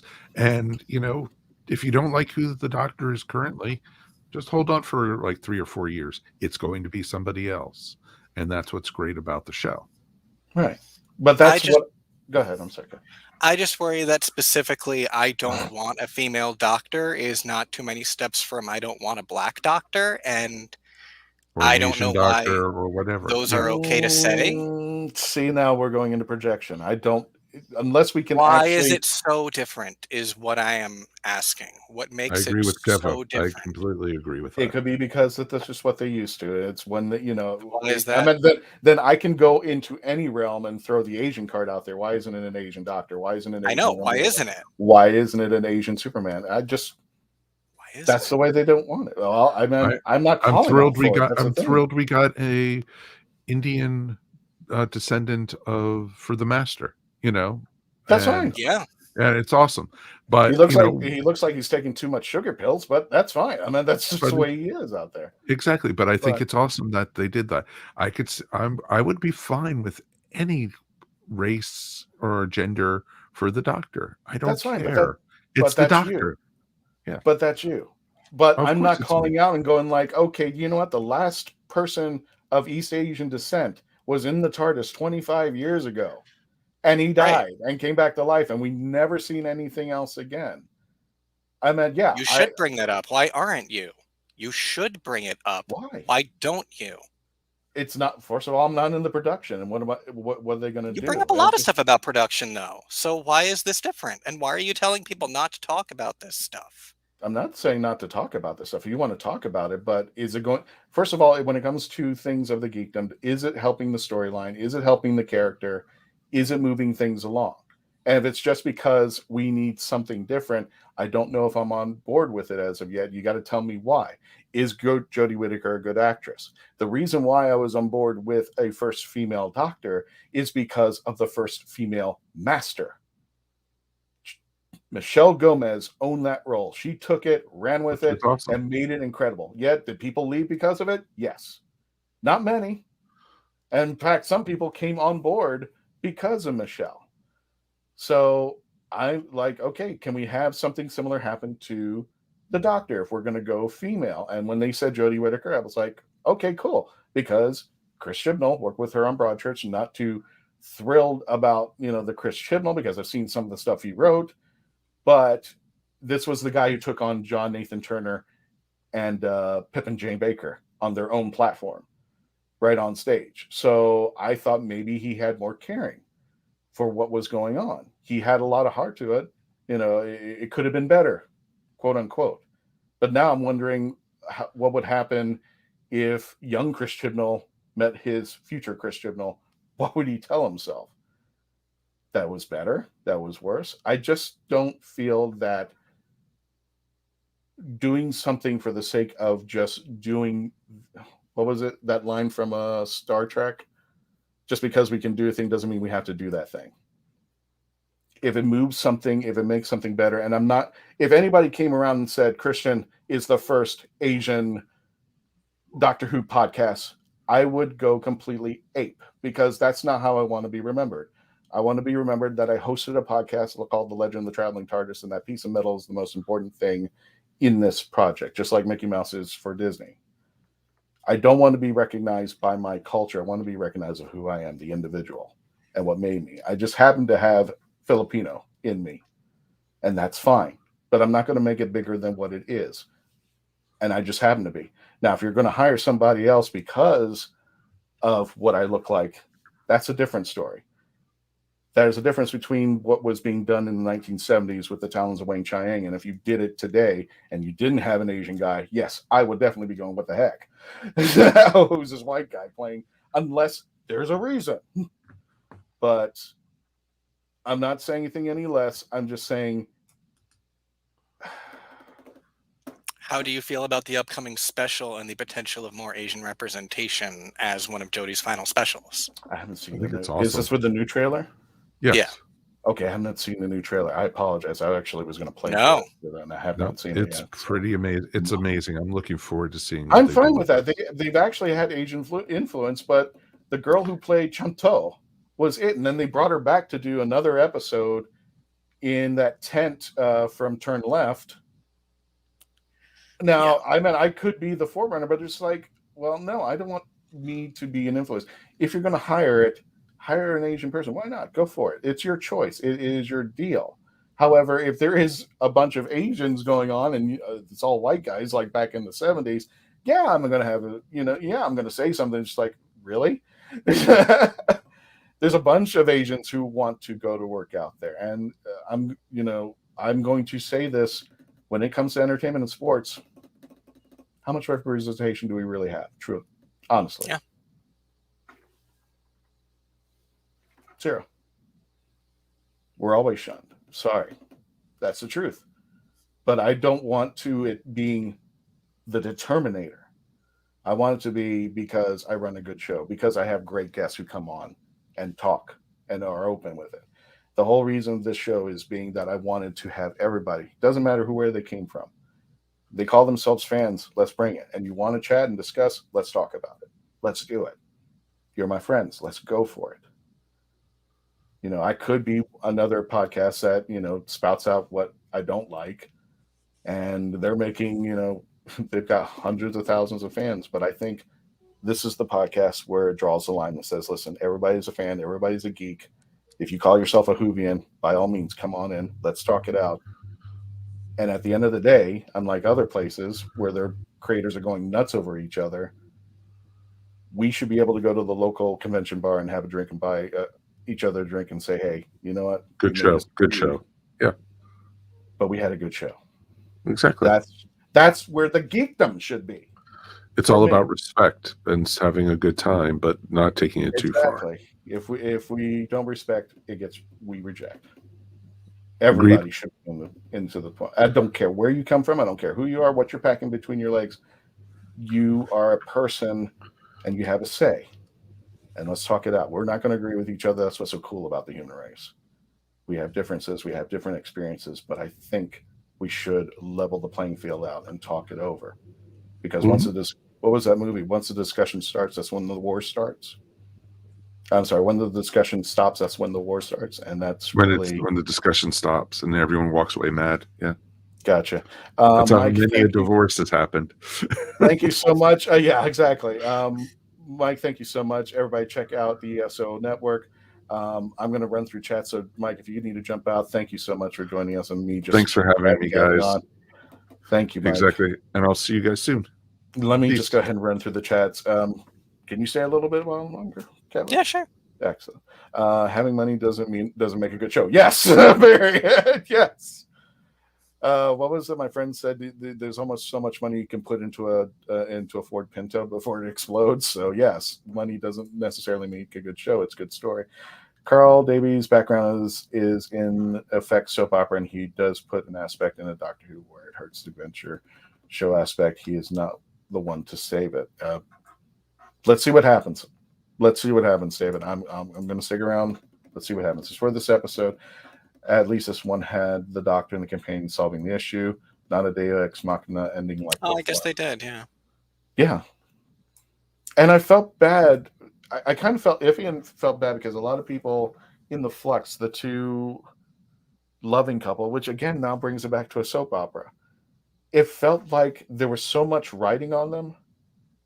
And I was just like, oh, well, they're just another, they were just another background thing, if that makes sense. Yeah. It's like we focus so much, and I think that's what I was trying to relay on. We focus so much, but if it pans out to nothing, what were they there for in the first place? Just to be a device? Because it was, they had so much going on. Okay, what was this baby? What was this pregnancy? What's going on with it?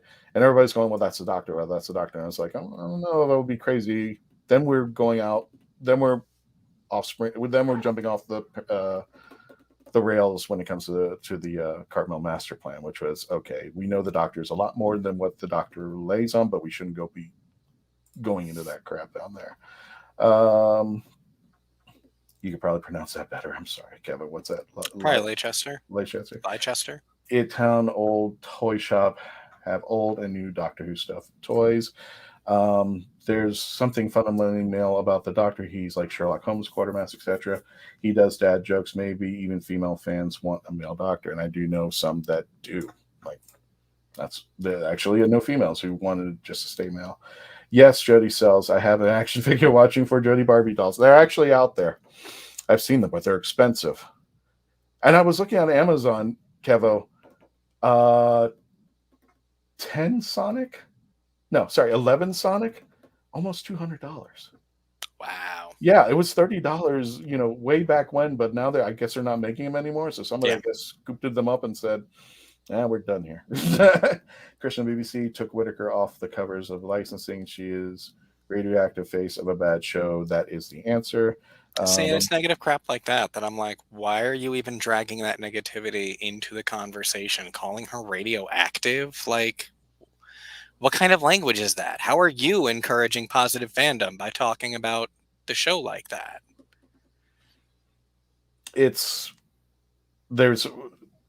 Okay, so how would you encourage? Let me reverse that. How would you encourage David to come back from that? If David was sitting, I'm going to bring that comment back. If David were sitting in the audience, and you were, my job when I was at conventions and still at, is to watch my favorite TV show.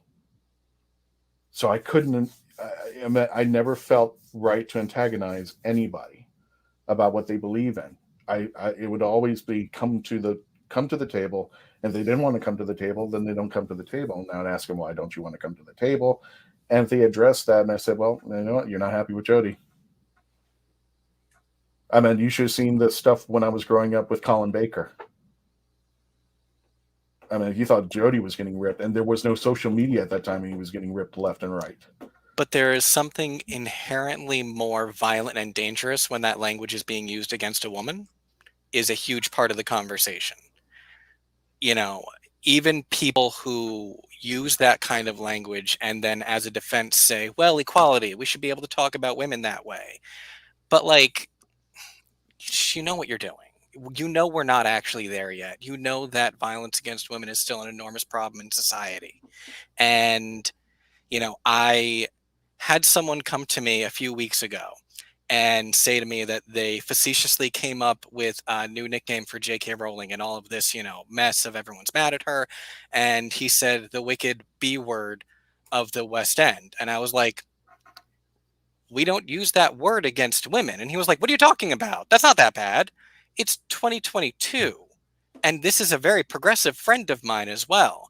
And tried to feign not realizing that using bitch for a woman is inherently toxic and problematic. And a lot of people don't think about what their language is putting out there.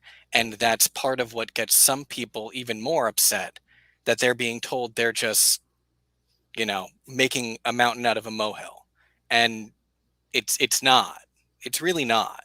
There's no one should be allowed to say you can't say Jodie is not a good doctor. That is opinion. That is subjective. That is based on her performance, based on the production quality, whatever you want to say about, her doctor in specific. Sure. But there are people saying she shouldn't be allowed to be the doctor. And a lot of these people are saying it for some pretty toxic reasons.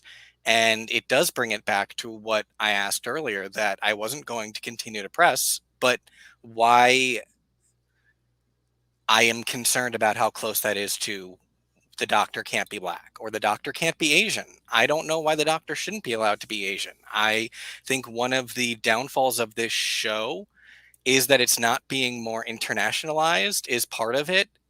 The doctor is an alien not from this planet. Why isn't he or they more global so that we can have an Asian doctor? And why aren't we pushing this show to be more when it has the ability? Part of the problem is that it is just the same, London's in trouble again. Again? Why aren't we ever focusing on anything else in the galaxy, let alone on planet Earth? And I think if it was more internationalized, I feel that's all connected and it's a bigger picture thing. And I want more Asian representation and everything else. I thought Mary Seacole being a character in Flux was really cool. I was very surprised by that. It was a historical figure I don't know very much about because we didn't learn about that stuff as much growing up because we're American. They don't know as much about our history either. So, that's something I'd never seen on Doctor Who before. And I thought that was really cool. Okay. I mean, when I was growing up, Christopher Reeves did not look like me. When I was growing up, Linda Carter didn't look like me. When I was growing up, Tom Baker didn't look like me. And that's fine. Because these were the right actors for the right person for the right time. And these were and it was characters that were created as white. I totally agree. And that whereas the Doctor has the ability to change to look more like you. Superman doesn't change his face. That's, not part of his inherent story. And you can do different versions, but end of the day, the default Superman from the 1930s, he was a white guy. And there's no going back in time and changing that. Okay. But I'm not out there going like they should look more like me. I would never do that. I don't think it makes it any better or worse. If the person can act, if the person can actually do the role. I have some issues with Jodie. She's not selling on me, but that has a lot to do with either the interpretation of how Jodie pulled the role out or the way definitely Chris Chibnall, that's definitely, I'm putting a lot of stake in that Chris Chibnall led the way with Jodie when he decided not to go to classic, which I think is a big mistake because everything about this show rides on this. When people come around and hit up on J.K. Rowling with things like that, and usually it's the current cast or people are kind of like, no. And I'm just like, there would be no Harry Potter without her. So either you're going to have to disavow Harry Potter altogether, or you're going to have to be inclusive about everything, even with people you don't agree with. And the good news is, instead of being violent or mean to her or being vitriol, why don't you talk to her? Find out what's wrong.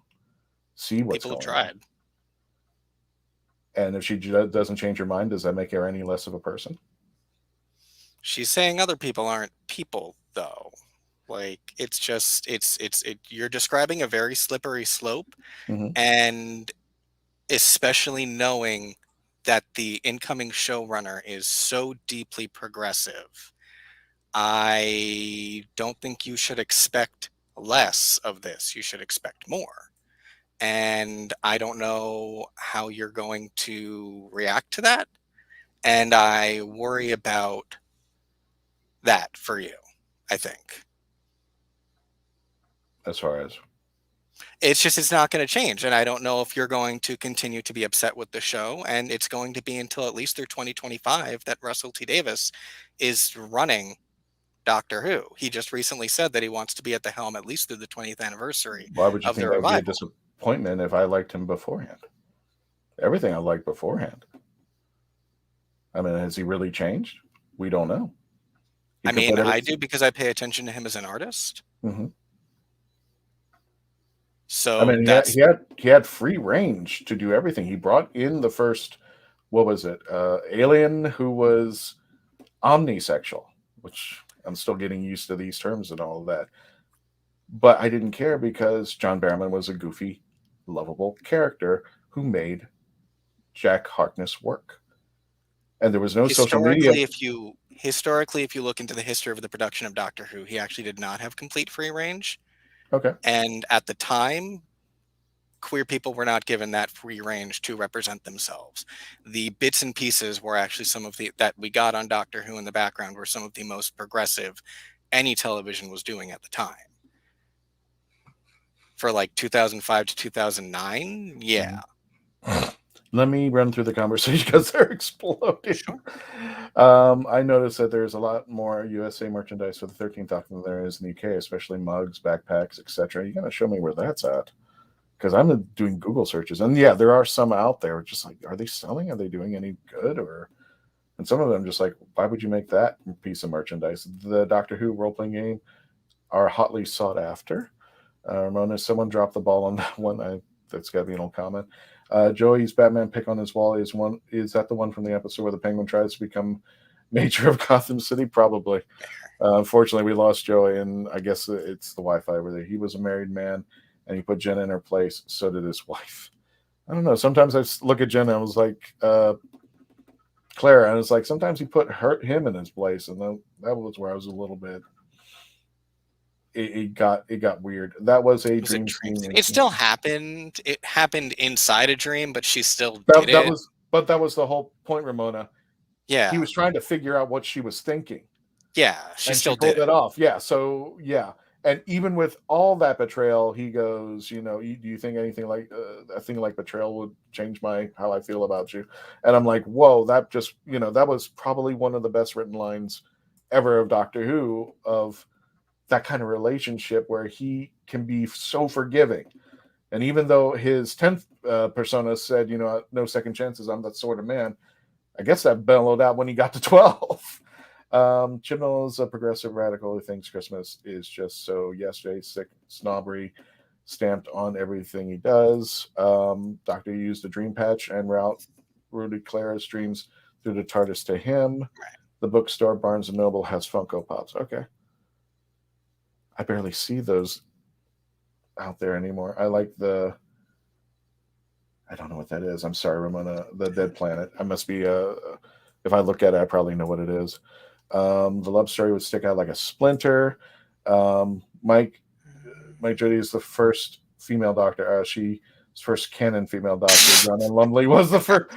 Then Annabelle Weir. Yeah. If you want to really go back, Annabelle Weir actually is the first female Doctor who doesn't get contributed as much. It was one of those not what ifs, but Exile was the first episode, and this was the first test of the female Doctor. However, it was kind of written unwell for the first female Doctor because she comes out as a drunk. Yeah, well, she's taken a different approach. I think she's the new third Doctor instead of John Pertwee. It was just kind of and she's actually getting penalized by her predecessor in a like I don't want to say a dream sequence, but her second incarnation's coming back to haunt her, for a better term, because she decided to run away and I'm not going to deal with this. So she took a different approach.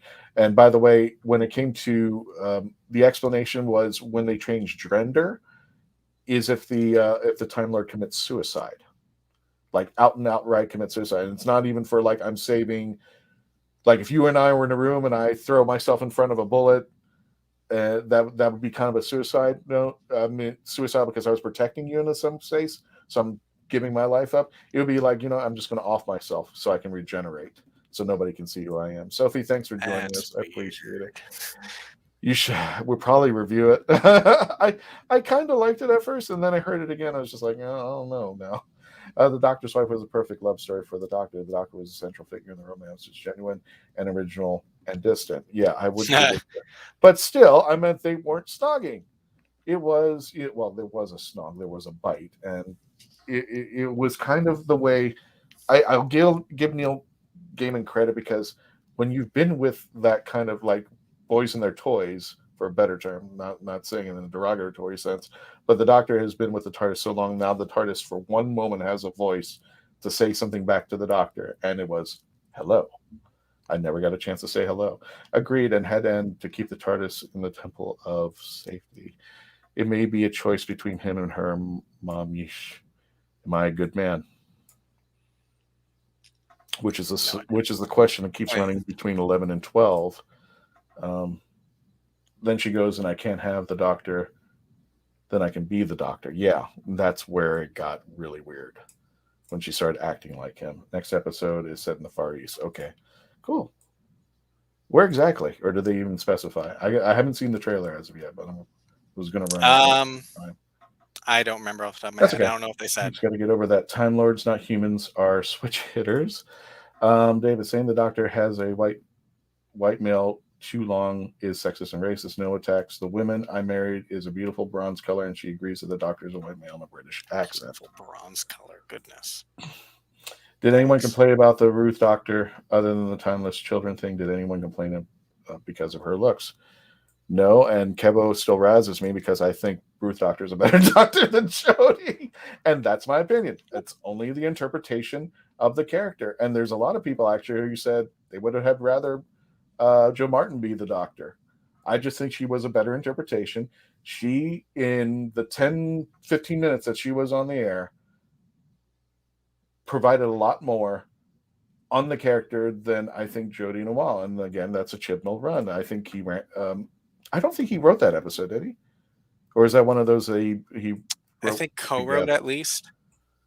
So, but might have written. She sends me shiver me timbers. Explains the Asian influence in the Sea Devil costumes. Okay. Mm-hmm. Which I'm probably going to look at that one again. And hello, Sophie Leah Raven Dove. I hope I pronounced all that right. Nice one. Thank you for joining us there, Sophie. Don't forget, if you're seeing at the bottom of the screen, please subscribe to Legend of the Traveling Tardis. Amen to respect. And that's got to be all around. We got to have a meetup at the Pandorica, of course, when I ever get my butt out there and do the smart thing. Sit down and talk. Yes, sit down and talk. That was from the Zygon inversion. Yeah, once, and it was Kevo, it was the movie that Michael Keaton was in. He was starring as the CNN producer. This was about the first Iraqi war, and he's talking to the leader of the Iraqi generals right before the war actually takes place, and that was the discussion. It's like, once we stop talking, that's when the war begins, and I think that's the important part, is that Lester. Thank you, Christina Lester. Sorry. Yeah, thank you. Oh, here we would pronounce it Leicester. In America, that's how we would pronounce it. Jodie's Doctor is a Build-A-Bear. Okay. All right. 58 years of history is why. Okay. Oh, garbage is right. History. Hopefully, most have seen Romana regenerate to Romana 2. So she's different species. What if it had the Doctor regenerate to a Dalek? Then that would be the weirdest episode I've ever seen in my entire life. Although she did get to change into a weeping angel. Sorry, spoilers. That word means female dog in heat. Oh, we're caught up to the B word. Yeah. Have you watched any of the old history? It's one of the most diverse shows ever. There's right, so let's continue that. I went to see Beverly Hills Cop and I had no issues. I have Toberman of the Tomb of the Cybermen was a game changer. Why should the Doctor not be a woman? Look at Jodie to find why. Why not? And it's language like that. I saw Aliens and had no issues with Ripley. Jodie said, David Tennant, Jodie said to David Tennant, how do you change accents? She's an average actress. I'm really, I didn't know how far by. Sorry. I can relate to Axel Foley and Ripley because they are people. And they're people that we actually get entertained by. And the reason lots of competent actresses turned down shouldn't offer is because they read his scripts. She was the first choice, but okay. I will probably. David is good at accents. I watch some of his voiceovers while we're going to.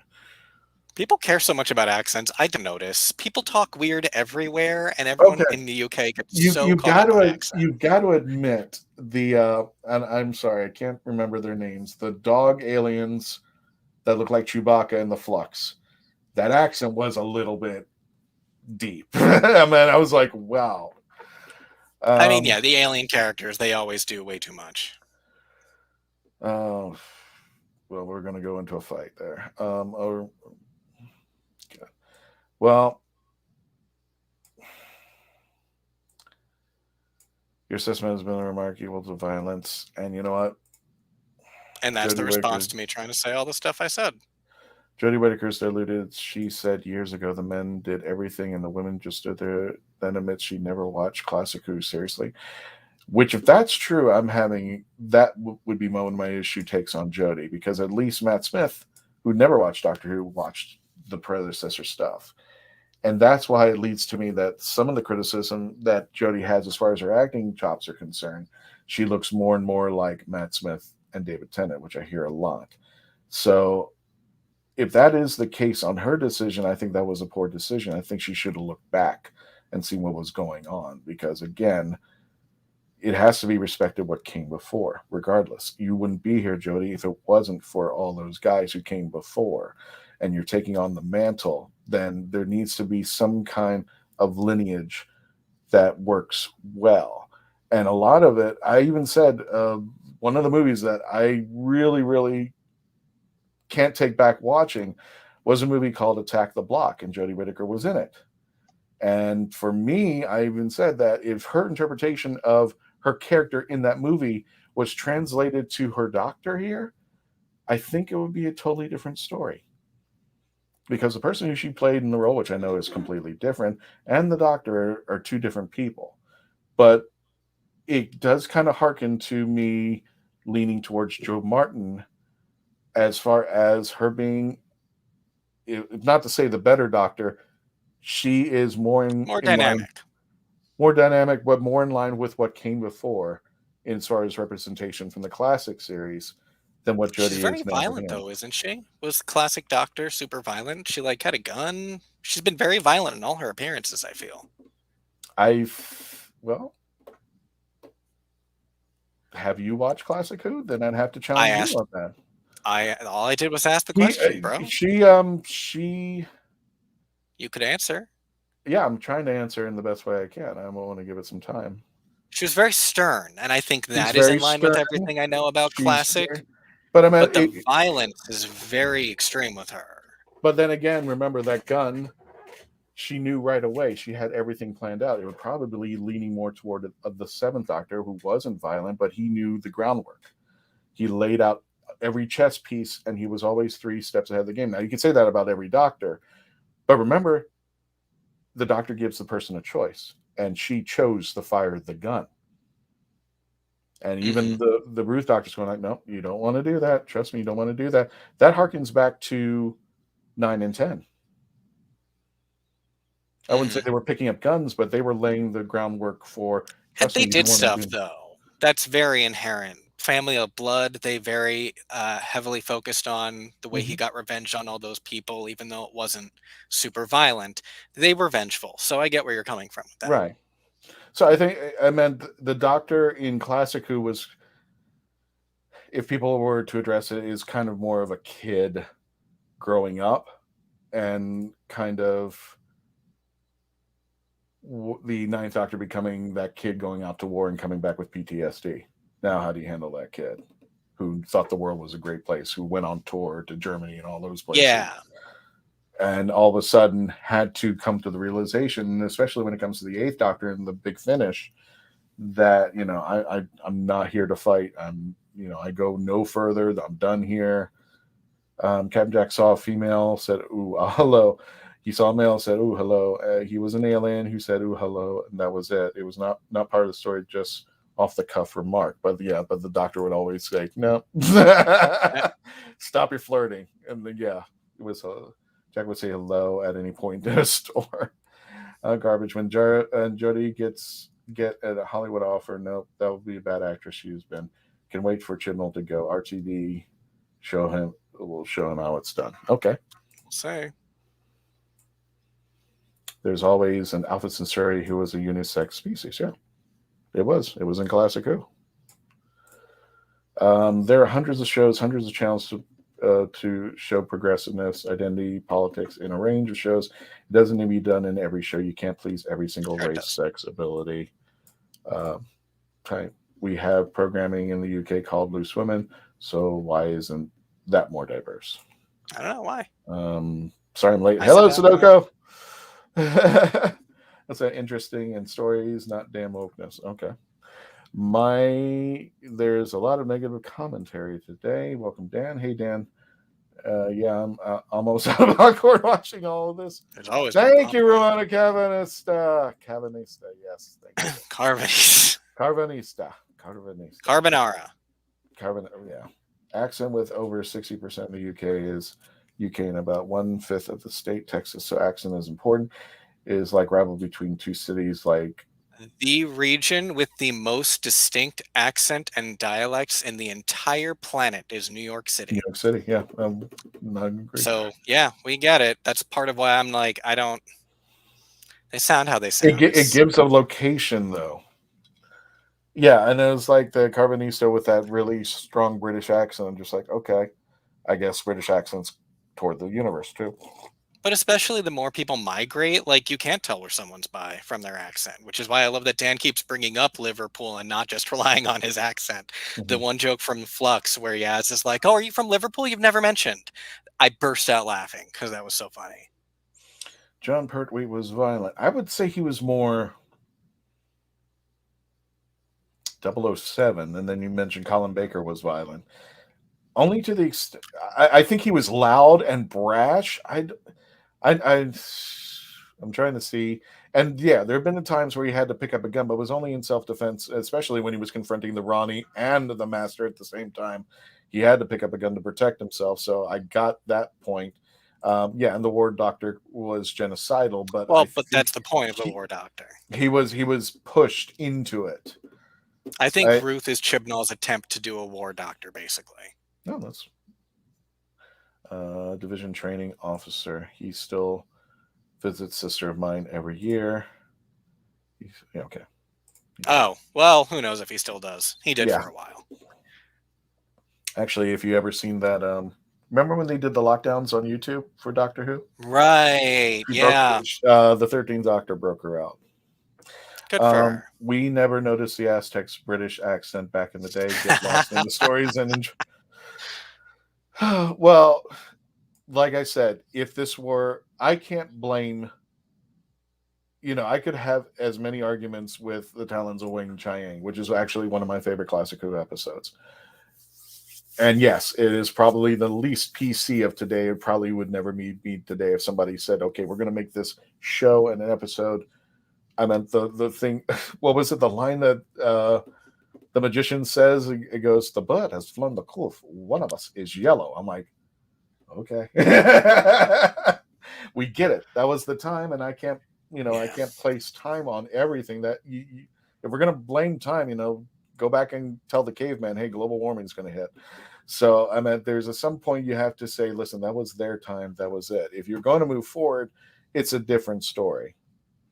But as you can see, Kevin and I have our differences, and we're still sitting together. And I would buy him a... Do you drink beer? I don't drink beer. Okay. I would buy him a glass at the end of this and just say, hey, you know what? We had our discussion, and that's the most important thing. And I think we've kind of lost that in the geekdom. And again, that's just my opinion, but I think people should have opinions. How they address themselves, that's where I think we've lost everything thanks to the social media, of Twitter, the dumpster fire that it is, on Facebook, and everything. And Jesus, we've been here for 2 hours. I was expecting just a regular show. So, well, we're not going to be back until the spring for the show itself. So that's true. Well, we still run episodes every week. We'll have a different episode regardless. As far as the review of the series is concerned, Yeah, we have one in the spring, and then whenever the last one is, Jodie Swanson, the fall. So, Kevo, any last minute things before we tell everybody goodbye? No, not really. You wish, Mark. I'm not eager about this huge gap we're going to have in Doctor Who production, but I understand why they have to do it. Well, the COVID thing wasn't helpful. Like I said, I rated this a 5. You were mentioning about the relationship. I don't know why. I meant she was getting to the point where she pushed him to jump out in front of a Dalek. And now he's going to spend her time with her going around the world. She's so intense. I don't get it. I didn't get that relationship. I was like... She really reminded me of Amy in a Zooey Deschanel versus Emily Deschanel sort of way. Like Amy Pond. They are. I just didn't... Oh, okay. Yeah, Amy Pond. She reminded me of Amy Pond. I was assuming that he was pretending. Yeah, okay. Great show, guys. Can't still believe you're going. Yeah, I know. What are you doing, Val? No, I'm just giving you. We're gonna need stuff to do while the show is on and off the air. Yeah, we should do a 24-hour live stream where we just talk about Doctor Who nonstop. Pajama party.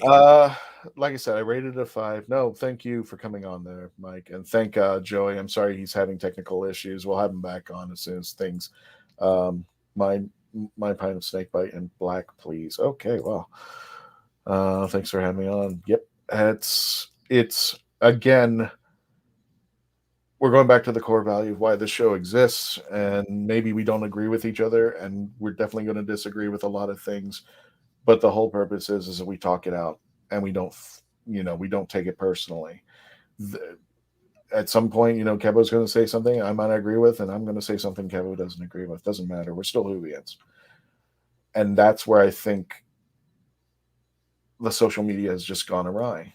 Can you talk to somebody who you vehemently disagree with on a premise of something that you love, but have different values in the way that you love it? And I think the important part is the discussion. There at some point, for me, Kevo, I just tell him, if I can't convince you, walk away. It's fine, because I don't want to fight with you. There's no stake into this. If you like what's going on, if you don't like what's going on, fair. If you have your reasons, fair.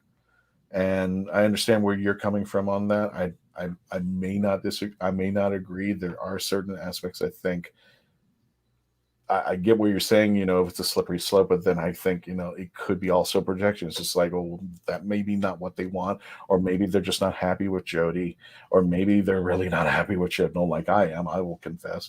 I don't think Chibnall did any favors for Jodie whatsoever during this run. And when people go like, well, it's female representation, you know who I'm missing? I'm missing Leela. I'm missing Joe Grant. I'm missing the Ronnie. I'm missing Romana. What's she doing? I think this is an important story about female representation that has just gone completely silent, because she was technically the president of Gallifrey at the time that this all was going down. And the Master shouldn't have been brought back again. And that's absolutely something that inherently. Yes. In fact, you could have gender flipped the Ronnie, and that would have been a unique flip on the character anyway. You still could have had Sacha Dhawan play the Ronnie. Why not? Do something weird. But there's the monk. Yeah, or there's the monk. If anybody's going to gender flip, it's the monk, because the monk is just like sees value in everything. It's just like, well, it doesn't. But there's so many. This is where I really hit Chibnall in the verbal face on this, because it's not Doctor Who for me anymore. You're trying to do something and move on, but you still have this treasure trove waiting to be opened. And you can take it, open it up, and run with it and make it a beautiful thing, but yet you chose not to do it. And I think that is, I'm hoping, first of all, RTD, bring back the Christmas episodes, and RTD, remember what came before, because you did, bring it back, and then bring in the new stuff and work together. Then you can have the classic and the new Whovians working together and enjoying something really cohesive. And then that opened that discussion up, because that's where I think also, for me, and you can disagree with me on this, I think the showrunner is responsible for making sure that the Whoniverse is on a level playing field. Like, I'm bringing everybody in. I'm not excluding everybody. I'm making everybody inclusive. And I don't care who you are, what you look like, what you believe in. You're all here for a reason. You all came to the table for a reason. I'm going to do my best to move the story and the character along if there's a good reason behind it, and not just, I can see everybody's thought process as far as, okay, it's getting woke, we're checkmarking boxes, but is there a reason behind it? If you can make it work and make it part of the story and enhance the character, I'm with you, like Michelle Gomez. But if you can't, then I'm going to pull back, or I'm not going to buy that episode. I'm not going to buy that DVD, or I'm not going to go out there. I'm going to wait until you're gone, and then hopefully somebody else will bring in the new character or actor or actress and make this the show that it's supposed to be. Am I overfinished? I'm sorry, Mark. My goodness, yeah, it is 7:00 where you are. I'm sorry. I'm glad we did it today and this early so we can enjoy it. So, Kevin, as always, thank you for being on the show. Please check out Husbands Talking More or Less on his podcast. And, of course, please subscribe to the YouTube channel over here. Your comments are always welcome. We'll talk it out. And, Kevo, thanks for coming on, brother. Yep. Happy New Year. Happy New Year. Kevo, stay for a moment. I'm just going to run this and take care of yourself, guys.